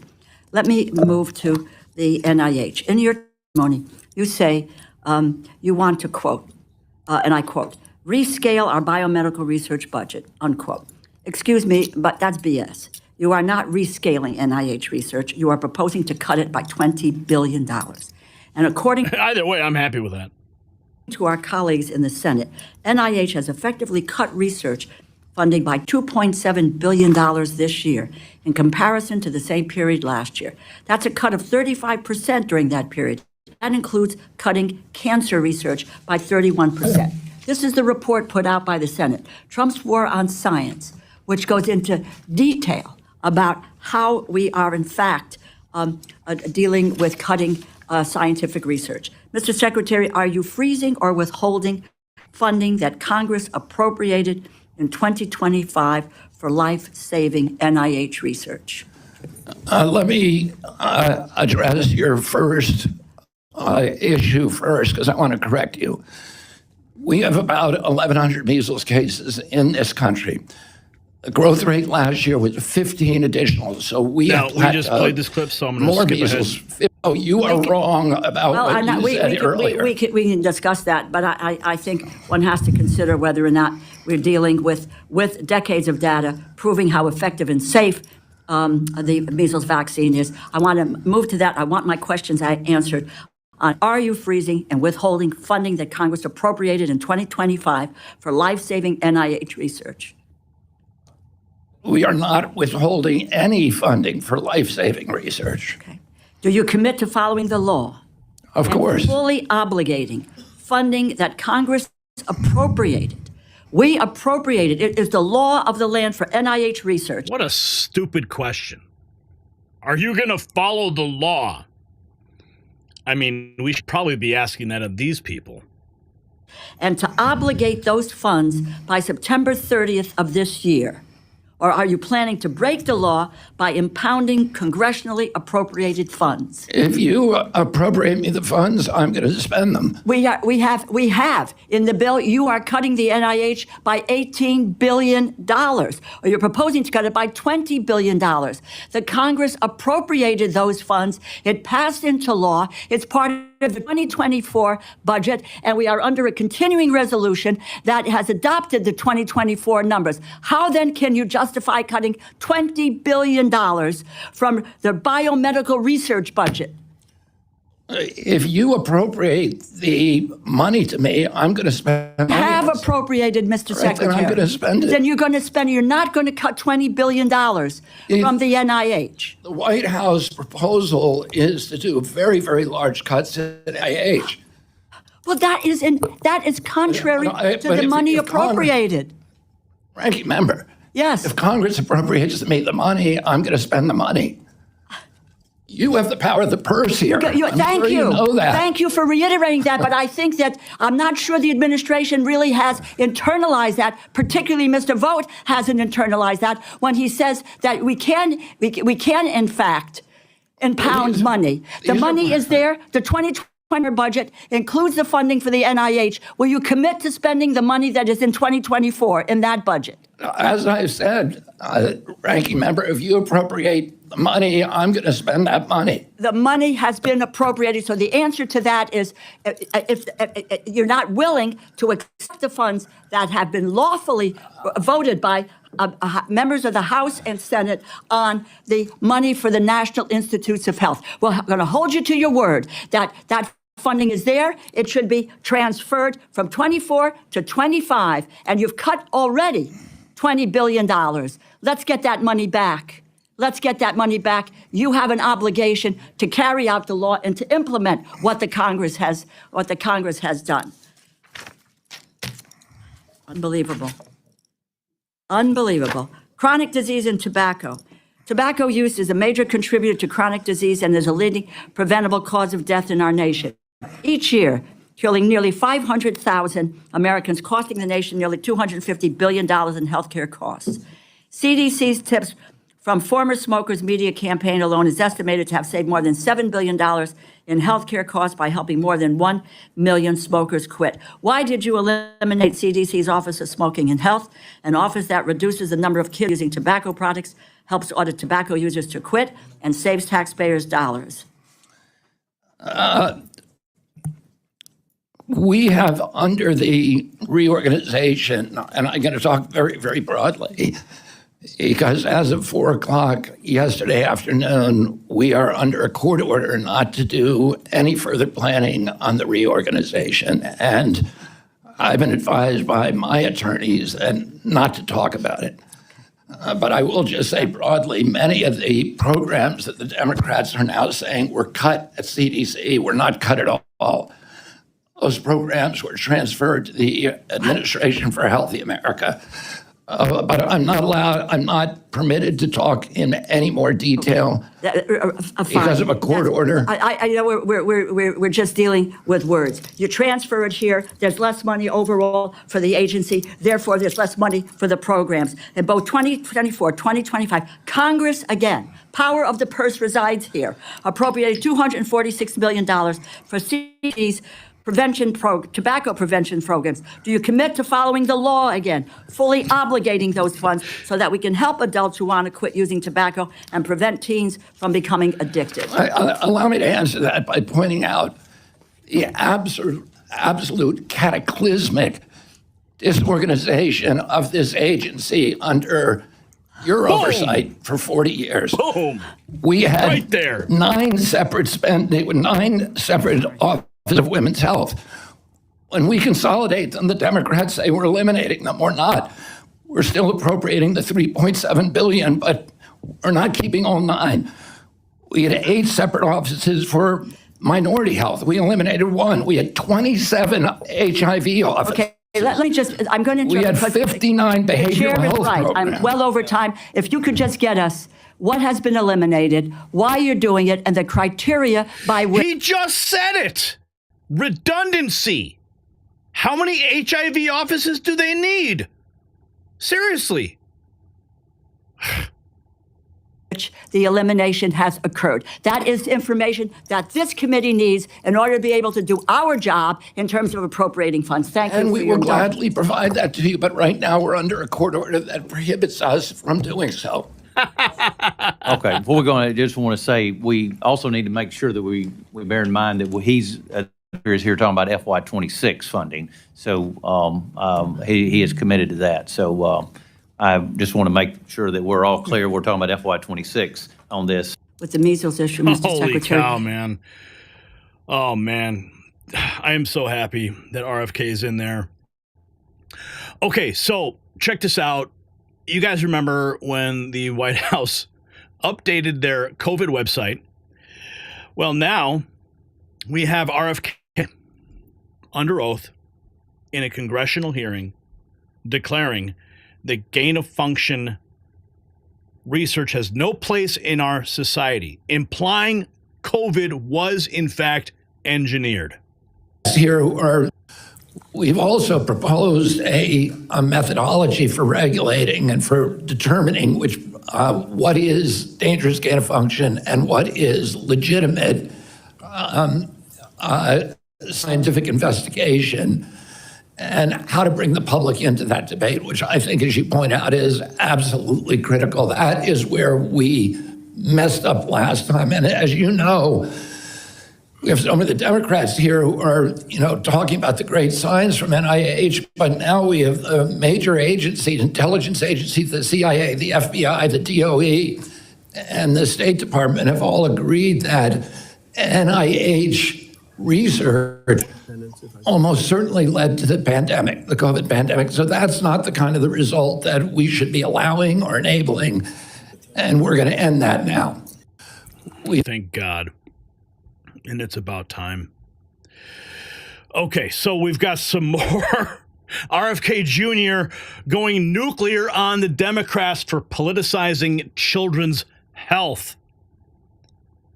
You say that anybody thinks that we did gold standard medicine in this country from these institutions. Look at our children. They're the sickest children in the world. Laura, you say that excuse me, Congressman DeLauro, you say that you've worked for 20 years on getting food dye out. Give me credit. I got it out in 100 days. Wait a second. Wait. We got to hold the phone. I think we know where the food dye is going, to Congressman DeLauro's hair and her clothing. I'm sorry. I didn't mean to digress. I didn't mean to sidetrack, but I just couldn't help myself. You say that you've worked for 20 years on getting food dye out. Give me credit. I got it out in 100 days. I'll give you that credit. All right, so let's... Oh, she said it. Do you hear that? She said she gives him the credit. For 20 years. He calls her out. 20 years. What it takes 20 years? They couldn't even get it done. RFK steps in, boom, done. It shows you how much waste and time, energy, just rhetoric, talking points, just to make people think that something's happening and nothing gets done. Give me credit. I got it out in 100 days. I'll give you that credit. All right, so let's work together and do something that we all believe in, which is have healthy kids in our country, for God's sake. Miss Do Dean. that together.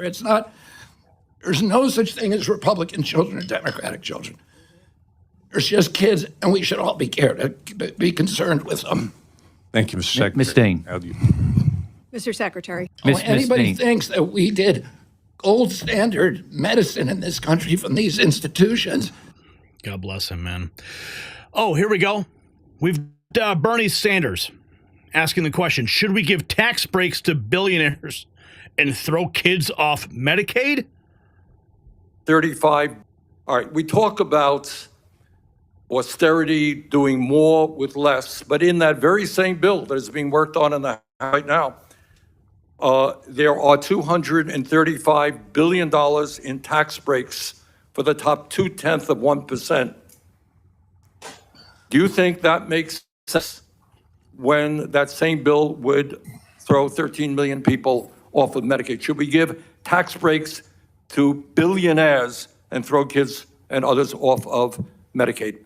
You're conflating the congressional bills with proposals from the president. The president No, I'm talking about the congressional bill. I'm talking about the bill, the reconciliation bill. I mean, the president is not trying to do tax cuts for billionaires. He's trying to have no tips and no tax. $235 billion by how many estate people? tax. How many billionaires do you know that are making overtime or make any part of the $235 billion. Look, it's a big bill. There are a lot of provisions in it. All right, we talk about austerity. RFK Jr. says corruption at the NIH is the sole reason that there isn't a cure for Alzheimer's.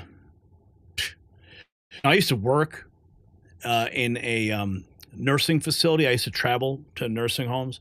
I work with Alzheimer's and dementia patients. I mean, I've seen firsthand the devastation it causes, not just for those individuals, but the people, the families. And it's heartbreaking. Imagine if there was a cure. But he says it's corruption is the reason. Is the ammo worsening the trajectory so that we're going to really focus narrowly on chronic disease, ending the chronic disease epidemic, and then we're going to make sure that the science cannot be corrupted. And every scientific study is replicated. That the raw data for those studies is published. That the peer review for those studies is published. And that we're going to focus on making sure that we get to younger scientists rather than the old boys network. And I could talk to you about scientific corruption all day long, about horror stories that we know have happened within NIH. One of those, probably the worst, is the amyloid plaque scandal.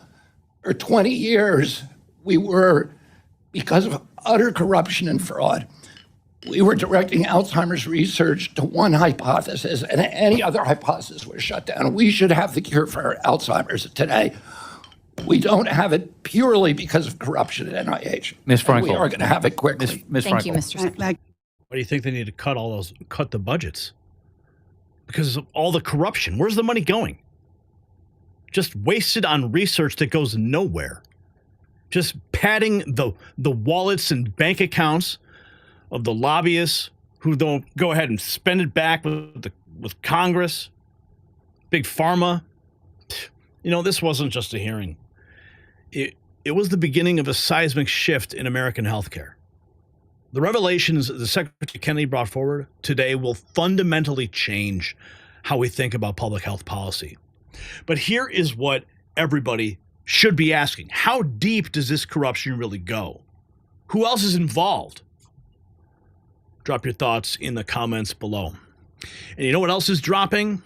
The inventory at our merch shop. Patriots across the country are standing up and making their voices heard. So click the link in the description, because when the mainstream media tries to silence the truth, we need to shout even louder.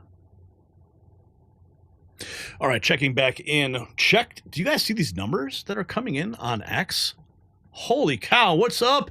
All of our 12,215 X viewers right now. I'm going to take a picture of this because this is actually quite historic. Oh, 13,000. The number just keeps going. Wow, 13,000. Yep, we're going to take a picture of that one there. Holy cow. Okay, where are we at on Super Chats? Only $24? Come on, guys. Do you love me or not? Okay, Tony. Oh, she says, we love you, Gary. Thank you, Tony. Thank you very much. No new members to speak of at the moment, but wow, 13,000 viewers across all platforms at the moment. 12,832 watching on X. Holy cow. Okay, let's keep going. We got some more to get into. Moving into our final topic of the night. Yeah. It was wild. And let's see here. We have Todd, real quick, was there... Well, oh, there's the thread. Okay, I see the thread now. Perfect. Okay, but first we're going to get to Tom at the White House and... Oh, I see. Yes. I see. Okay. Something dangerous is happening in our law enforcement agencies, and it's not what you think.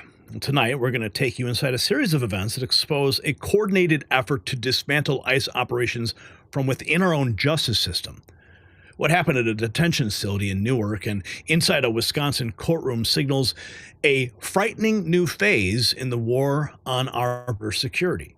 And the footage we're about to show you left veteran ICE agents stunned. And when our own White House reporter got answers directly from the top, well, let's just say there are a few people who will not be sleeping tonight. But why are certain officials actively working against law enforcement? Who's orchestrating this systematic sabotage? And what happened when they thought the cameras weren't rolling? Don't go anywhere. Now, while corrupt officials are weak, our law enforcement, too many American men are feeling weakened by low testosterone. But here's what they don't want you to know. It's not age that's draining your energy and strength. It's something in your daily diet that is crushing your T levels, just like we're exposing the truth about border security. Sculpt Nation with Test Boost Max is exposing the real reason behind America's testosterone crisis. And you want to know what's actually killing your masculinity? Visit sculptnation.com/NNN to watch the shocking video I do not want you to see. Now, I want to get into something real quick here because it was a remarkable moment at the White House. We got answers direct from the top. I want to bring up that clip here from Tom at the White House asking Tom Homan a question. Let me get that for you here. It should be right at the top where it's supposed to be.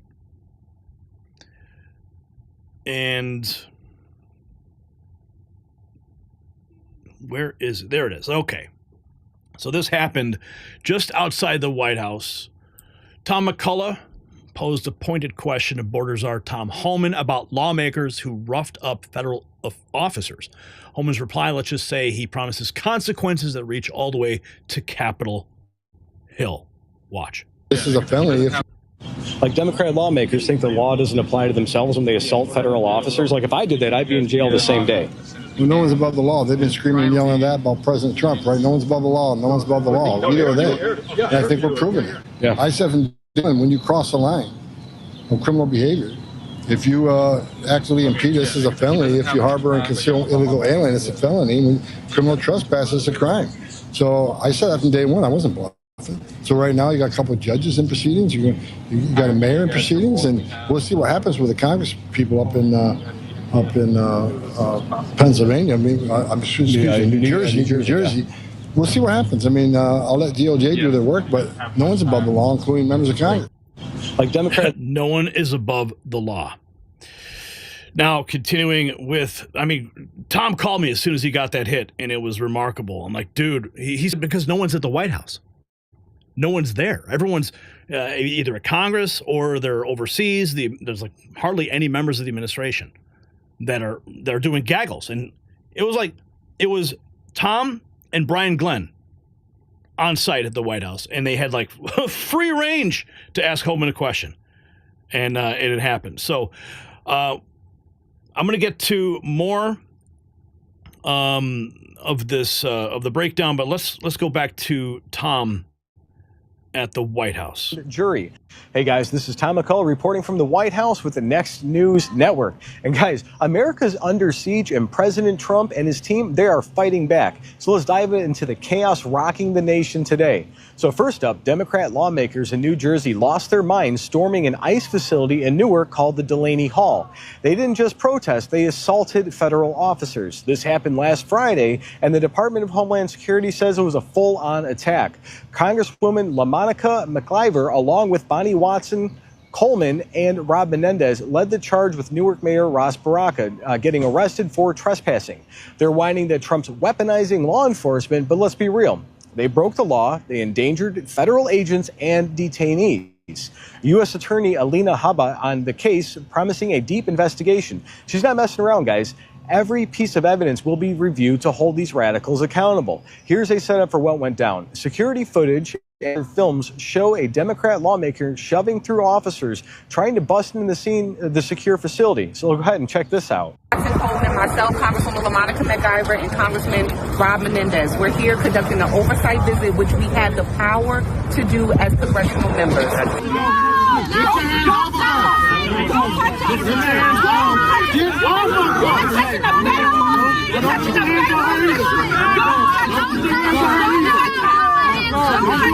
Statutory authority, and so that is what we're here for, and we're waiting to speak to a supervisor to let us in here, because as you can see, they will not let us in.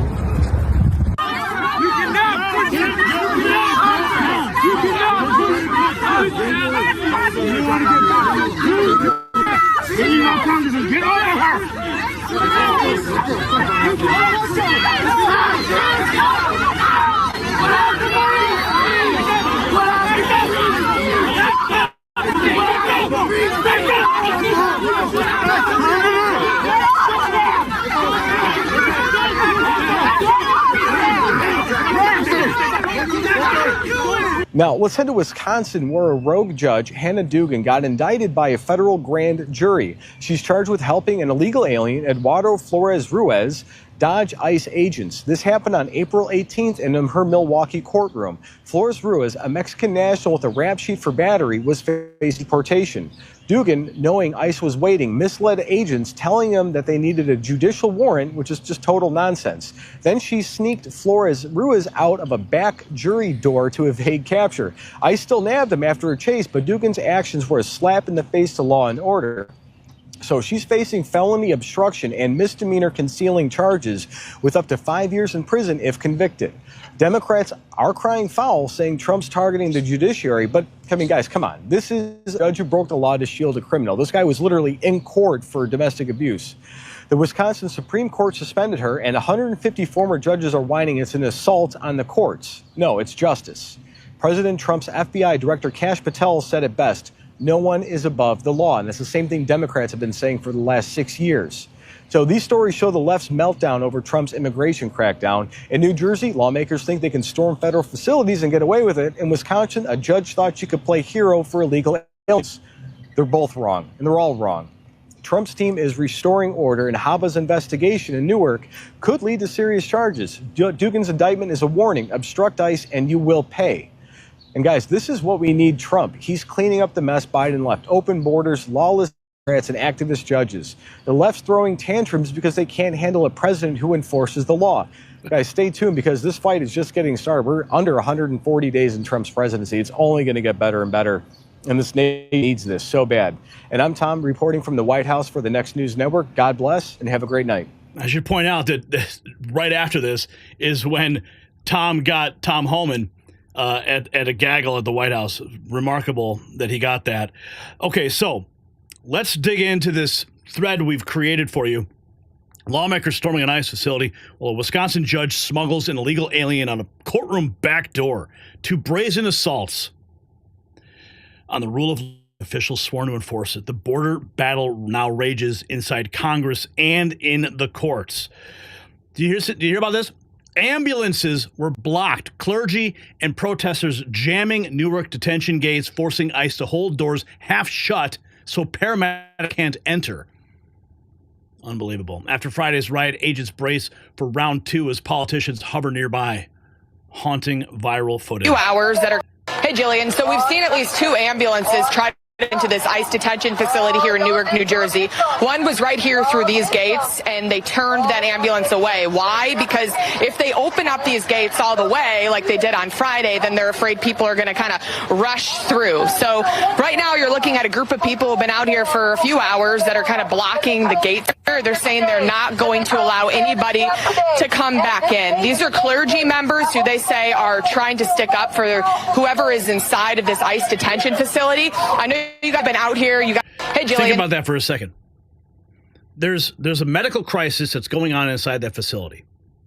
And they deemed it too risky to even open up those gates.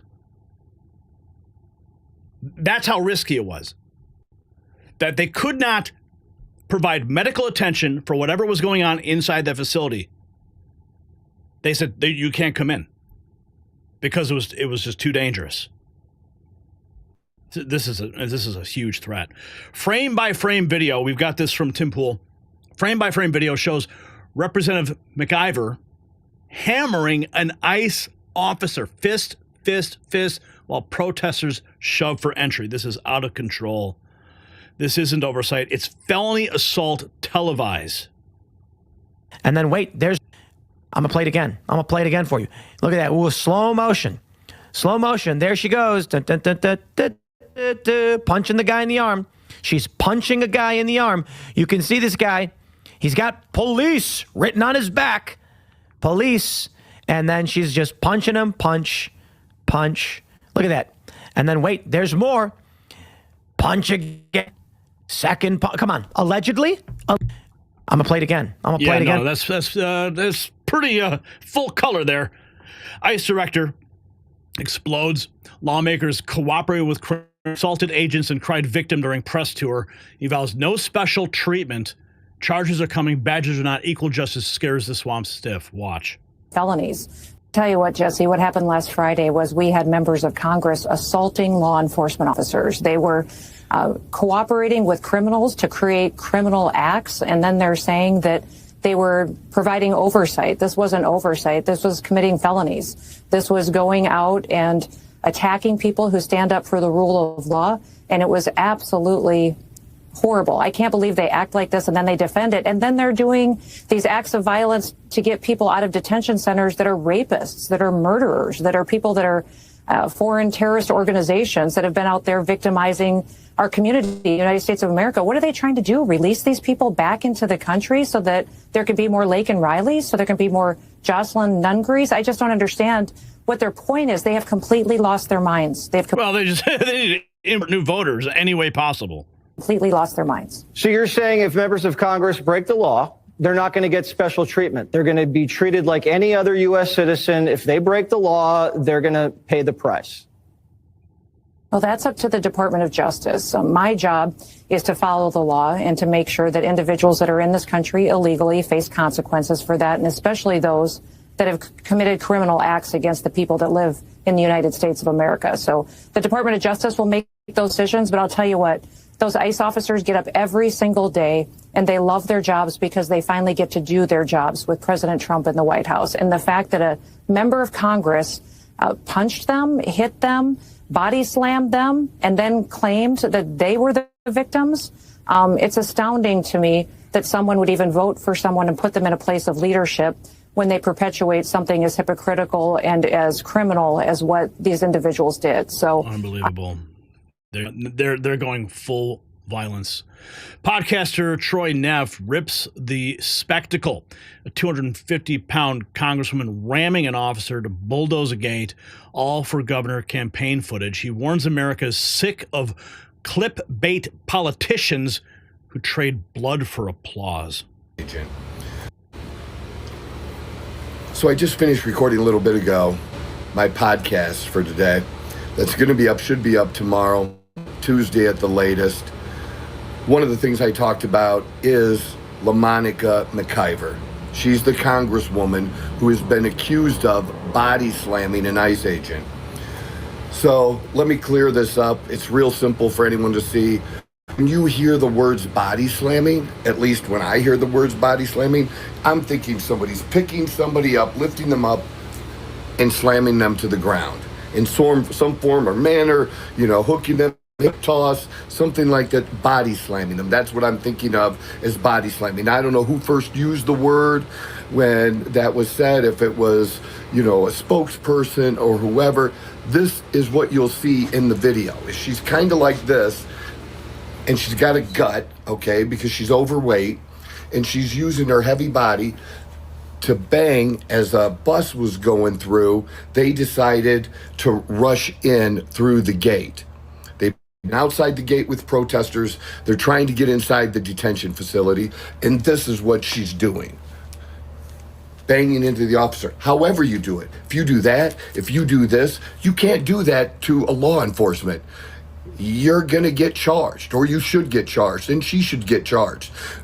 Trying to make it sound innocent. Well, I don't even know how to body slam somebody. Bullshit, bitch. That's not what you did. You banged your body into somebody, and it's what they were referring to by body slamming, okay? So enough of the... Let's keep going. While cops nurse bruises, Representative Timmons files a censure resolution during Police Week, calling the gate assault intolerable and demanding consequences. Even inside the swamp, peers smell blood in the water.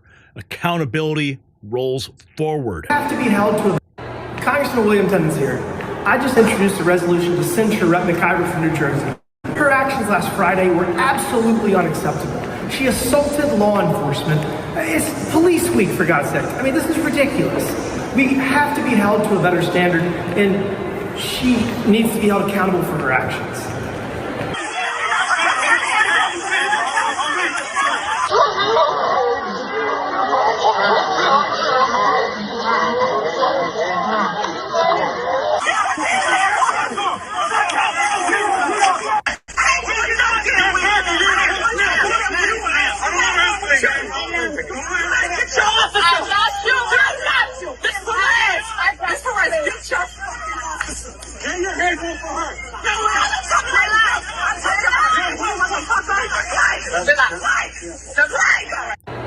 Congressman William Tennant's here. Yeah, censure is probably taking a little easy on them.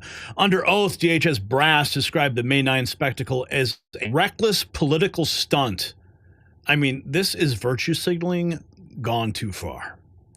Endangered guards and detainees, profanity, shoving, punches, trespass, all captured on security cameras. Was not oversight. First, I would be remiss if I did not address the disturbing actions that we saw last week. There were members of this very committee that took part in an action at Delaney Hall on May 9th that need to be addressed. I served as a member of Congress in this body for 8 years, and I understand the importance of congressional oversight. What happened on May 9th was not oversight.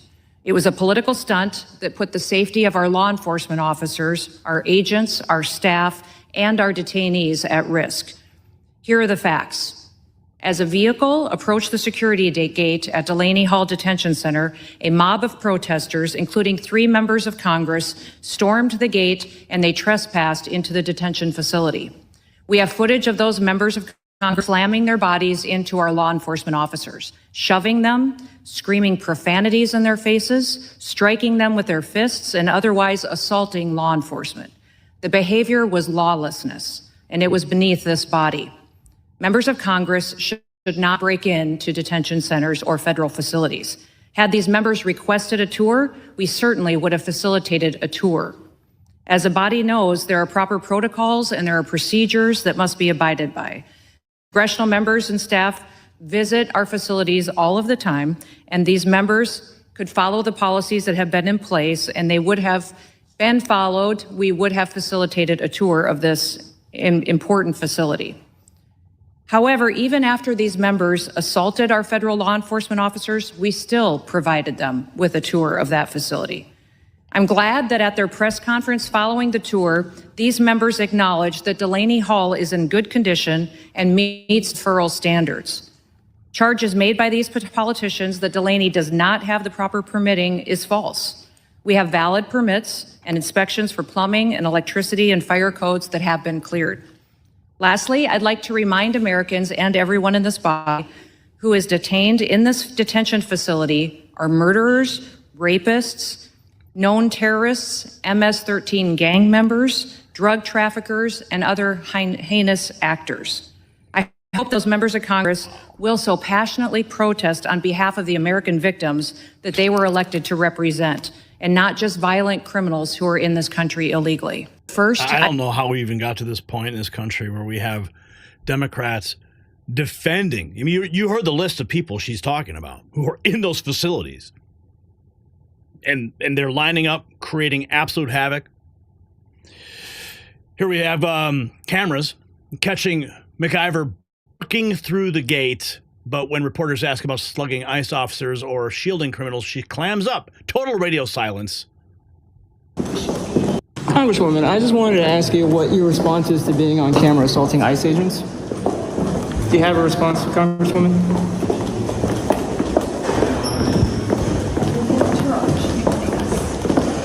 Congresswoman, what's your response to DHS saying that the migrants held, or the illegal immigrants hiding in Delaney Hall are hardened criminals? Yes.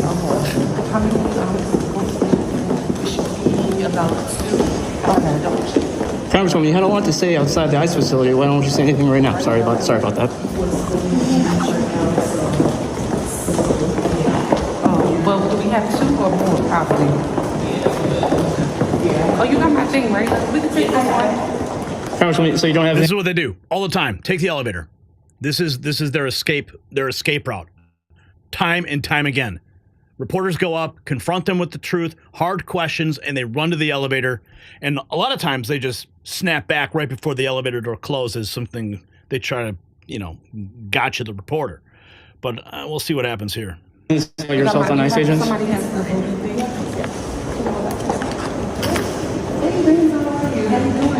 Congresswoman, I just wanted to ask you... I guess we don't get to go that far.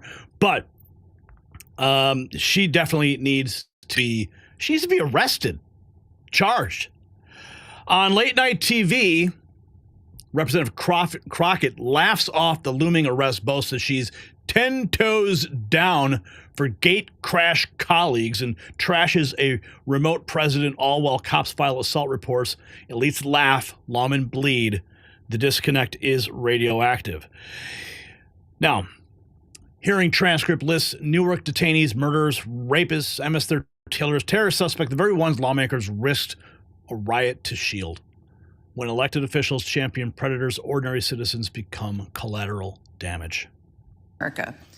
Well, thank you, Mr. Chairman, and also thank you, Chairman McCullagh. Good to see you again. I was very privileged to serve with you when I served in this body, and to Ranking Member Thompson. I appreciate the invitation to be with all of you today and talk about important matters about securing our homeland here in the United States of America.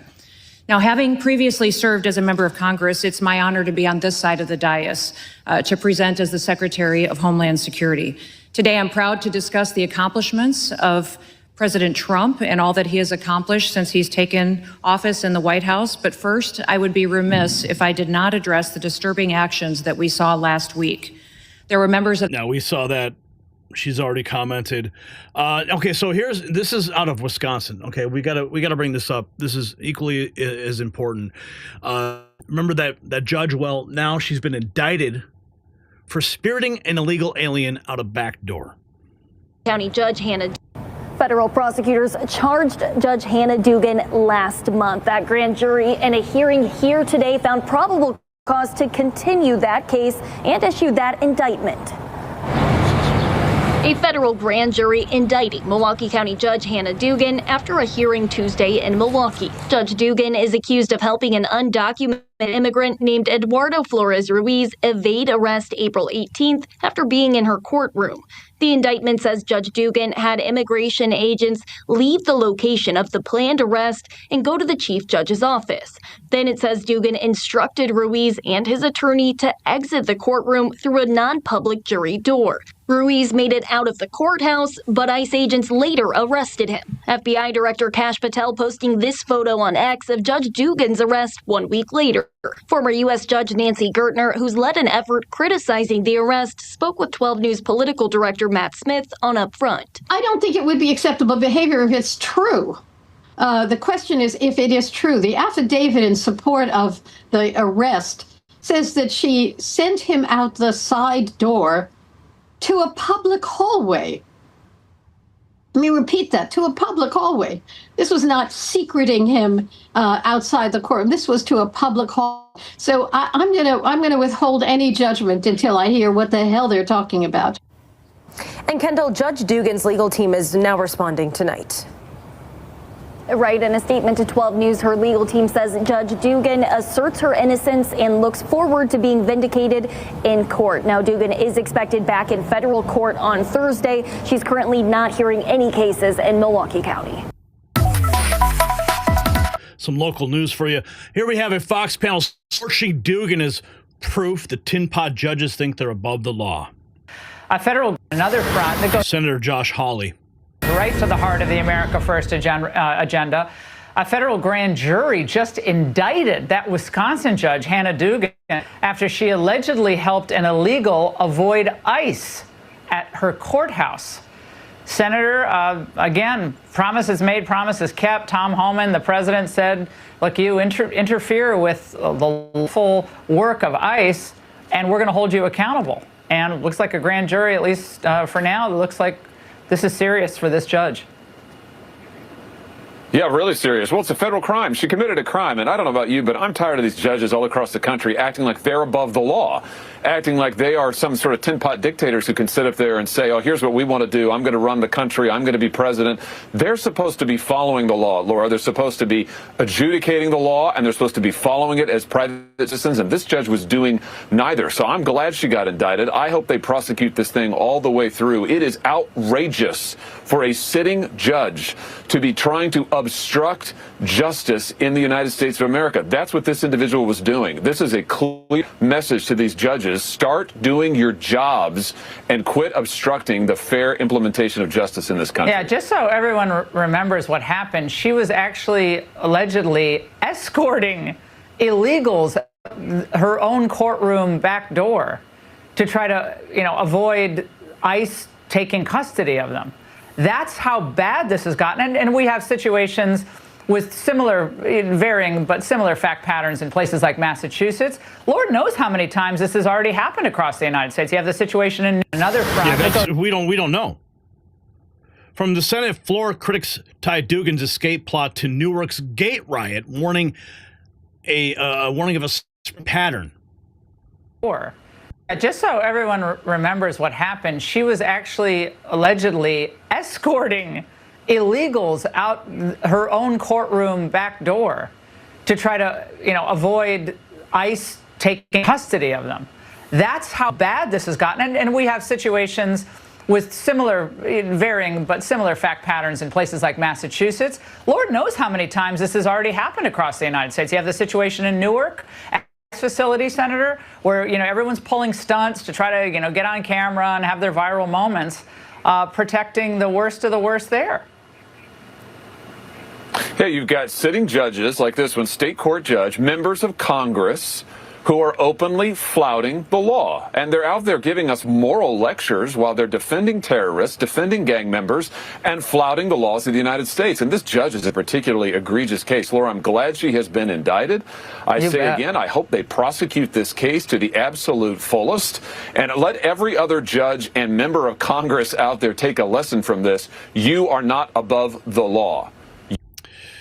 Journalist Dan O'Donnell dissects the courthouse caper. Dugan stalled ICE, routed the fugitive through staff-only corridors, and exited via a jury door. Politics and ethics surrounding Milwaukee County Judge Hannah Dugan's arrest. I'm Dan O'Donnell, and more videos like this, plus the best conservative analysis in Wisconsin, shockingly little analysis of the actual charges against her. And there's a reason for that. Those charges are absolutely supported by the evidence. She knowingly violated multiple federal laws in helping an illegal immigrant criminal escape authorities carrying a valid warrant for his arrest.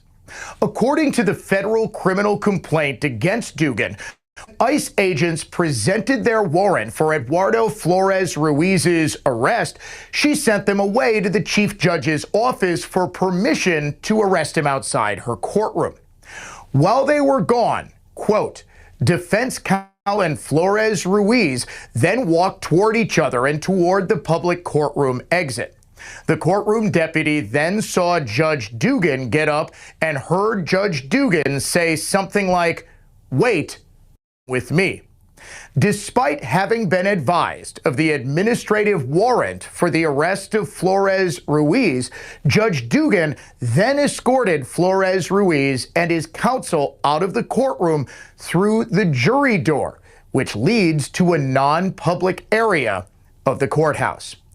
Once he was outside, Flores Ruiz tried to run away, but he was quickly chased down and arrested. Dugan now faces 2 charges, and the evidence clearly supports convictions on both. The first charge is obstruction of proceedings, which prohibits obstructing or impeding the due and proper administration of the law before any department or agency of the United States. The key questions are thus this: was the service of an ICE warrant the proper administration of the law? It sure was. Did Dugan obstruct or impede that by sending the arresting officers away and then shuttling the subject of their warrant off through the back door to help him escape? She sure did. And multiple witnesses confirmed that she did. She is therefore guilty under this statute and subject to a maximum sentence of 5 years in federal prison. She's also charged with concealing a person from arrest. Under this statute, it's illegal to harbor or conceal someone for whom a warrant has been issued after knowledge of the fact that a warrant has been issued. In other words, did Dugan know that there was a warrant for Flores Ruiz's arrest? She did. Did she then harbor or conceal him from arrest when she distracted the arresting officers and let him escape through the jury room? She most certainly did. She is therefore guilty of this crime as well and faces an additional maximum sentence of a year in federal prison. When you strip away the politics and the outrage over Dugan's arrest, this is a remarkably straightforward, simple case. The statutes are clear, and her actions are unmistakably illegal. Hannah Dugan is neither a freedom fighter nor a martyr. She's a criminal, plain and simple. For the McIver Institute, I'm Dan O'Donnell. That was an excellent breakdown. Oh, wow. Here we go. Reporters swarming the courthouse. Judge, any comment? This is the perp walk answer. Silence. Judge, anything to say about this? Yeah. Shame and disgrace. Unreal. So, these two events are more than isolated incidents. They reveal a calculated strategy to undermine law enforcement from within our own institutions. The very question that every American should be asking tonight is how many other judges and officials are actively working to obstruct immigration enforcement? Share your thoughts in the comments, because this story is far from over. And patriots across the country are standing up for our law enforcement officers, and everyone is waiting. So do you want to join the movement? Hit the link in the description and visit our store, because when we stand together, we can't be silenced. Yeah, so hats off to Thomas McCullagh for grabbing that gaggle with Tom Homan. That was like a last minute thing. It was super cool when he called me. He's like, dude, I got it, you know, it's going to happen. And like, no one's here. Those are the moments we wait for. You never know what's going to happen at that White House, especially with everybody pretty much gone. We didn't think there would be anybody that would be gaggling. And of course, Homan was there, and so were we. Okay, truckers weather. Thank you, Gary. Angel Lawrence, if you can't do the time, never do the crime. Yeah. Oh, that judge is going to have some serious problems when she is locked up. What else are we saying? What is that Congresswoman? Michael says, what is that Congresswoman's Burger King order? Sabrina says, we back the blue. And I'm watching these numbers still. Absolutely historic numbers. Our ex-viewers, 27,826. Absolutely historic. And I was just checking the stats in real time. And, I mean, we're looking at 81,000 views just on the feed on X. So you're watching us on X. We do this every night. Check out our feed on our X account. We publish comprehensive threads all the time, hits from the White House. We're always there. So make sure you give us a follow for up-to-date information. And also check out our YouTube channel. That's where we publish the segments from the show, so you can get you can really dive in to the content. You know, when we do these long-form videos, these long-form streams, they can run for hours and hours and hours, and people like it when we chop it up and then we distribute it individually. It's one of the tactics we use here to make sure the message goes as far as possible. So make sure you give us a follow over on YouTube as well. Now, I want to check in our the main news feed and see what is breaking right now. Oh boy, we got some memes. I love the memes. So at the end of the show, if you're new here watching for the first time, when the show's over, I check our X feed just to see what's happening. And this is the first thing that pops up. Here we see a Walmartian in its natural habitat. We never know what we're going to get. This is from Declaration of Memes. These are all the accounts that we follow. Here's a clip from Gateway Pundit. Brian Stelter and others at CNN pushed the cheap fakes narrative to protect Biden. Oh, hey, look, there's me. I'm showing up in my own feed. Pothead Kenny just reposted it. How funny. This is, it's like Inception. Dave Bondi, love that guy. And he actually, if you don't know who Dave Bondi is, gave him a follow. He left the mainstream news to go independent, and he's doing some great work. He's on TikTok. He's on X. He just posted this: Mississippi is near the top of education. Michigan continues to fall. Elijah Schaefer, my buddy Elijah. James is my Comedy Central, and he's posting mostly peaceful memes. Stop giving me your toughest battles. You are my favorite lol. Oh my goodness. J.R. Majewski. What women are around Nick? Real men don't have these types of women in their lives. Problem solved. Oh boy. And he's posting Nick Fuentes. What else is going on? Riley Gaines posting the 340B programs being abused to fund surgeries for minors and other insane leftist causes. President Trump and RFK Jr. are fixing the 340B disaster in Washington. Amen. SG Anon, what is your pasta? Teflon pasta? What? Patriot Dad, what in the actual F is the Republican Party doing to themselves and us? Fire every single one of them. What's this? We got this from Benny Johnson. He posted this 3 minutes ago. After a long week of traveling, President Trump is still scorching the Democrats from Air Force One. Let's listen in. Looks like he's talking with Sean Hannity here. He's trying to, well, not all of them. I think you have a lot of them that they don't know where they are right now. I think they don't know what to do, like men playing in women's sports. I saw a guy that I know, a good guy, Democrat. He's trying to justify, 2 days ago on television, he's being hammered, and he's trying to justify men playing in women's sports, and it's sad. I wanted to call him and say, you better get off that subject. That's not an 80-20. That's about a 97-3, okay? If they talk about, you know, the famous, they always say it's 80-20. What's not, a lot of these things are not 80-20, like transgender for everybody. Let's have transgender for everybody, your kids, everybody. That's not an 80-20. They always say that's 80-20. That's 99-1, I would say. So, look, in one way, I don't like talking about it because I don't want to talk them out of it. Because, you know, it would be harder to beat them if they were normal and things. It shows that. Yeah, hey, keep going. Keep going. Keep promoting it all. And reveal just the lunacy that you are. They're almost insane. And they do suffer from Trump derangement syndrome at a high level. And I guess I'm honored by that. But I'll say this, look, well, not all of them. I think you have.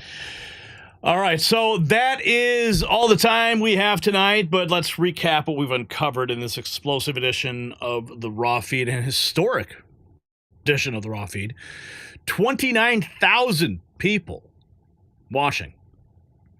President Trump, he just rewrote the diplomatic playbook in Qatar with Air Force One's historic arrival, flanked by F-15, sending an unmistakable message about American strength on the world stage. And the billions and billions of dollars that Boeing just got, holy cow. And the images you see, power, precision, tells you everything that you need to know about where American leadership is headed. And then we watched Jake Tapper finally crack, exposing what could be the biggest political cover-up in modern history. The facade is crumbling, and those shadow government operators, they're not sleeping well tonight. And Secretary Noam's testimony blew the lid off the border crisis, revealing exactly who's been undermining our immigration enforcement from within. The walkouts, stammering defenses, it all points to one thing. They are scared of the truth coming out. And speaking of truth, RFK Jr.'s performance in that hearing today. Yeah, wow. Big Pharma executives are probably still huddled in their emergency meetings because what he revealed about our health system can't be put back in the box. And finally, those stunning revelations about law enforcement obstruction from Newark to Wisconsin. It's clear that the war on our border security has entered a very dangerous new phase. But here's what matters most. It's you. We are here to witness it together. Our live chat has been on fire tonight. Super chats and Rumble rants, $24.99. We've had bigger days. But that's not what matters. What matters is that the message is getting out. And when you send in a super chat, you are proving that real Americans are hungry for the truth. So to everyone who donated tonight, you are keeping independent journalism alive when we need it most. And if you haven't had a chance to support our work, the links are still in the description below. Every dollar helps us keep exposing what the mainstream media wants to hide. And to our channel members, welcome to the family. You're now part of something bigger than just a news show. And if you haven't joined yet, hit that membership link below for exclusive content and access to our team. Remember, you can catch up on any part of tonight's show on Rumble and X. And of course, we break up the show, we publish it, the segments right there on YouTube, and make it very easy for you to find those nuggets of truth that were revealed tonight. But you got to make sure you follow us on Rumble, make sure you follow us on X, all the platforms, because you never know when big tech might try to silence us next. A special thanks to Thomas McCullagh for his reporting from D.C. today. And, of course, the hit that he got with Tom Homan, last-minute thing. Again, you never know what's going to happen when you're at the White House, so you got to be on your toes. And Tom was there, brought us that exclusive just for the Next News Network and for you. And to everyone in the live chat, you guys, you make this show what it is. So keep spreading the word, keep sharing the streams, and keep fighting for the truth. Until next time, I'm Gary Franchi. This is the Raw Feed, and the truth lives here.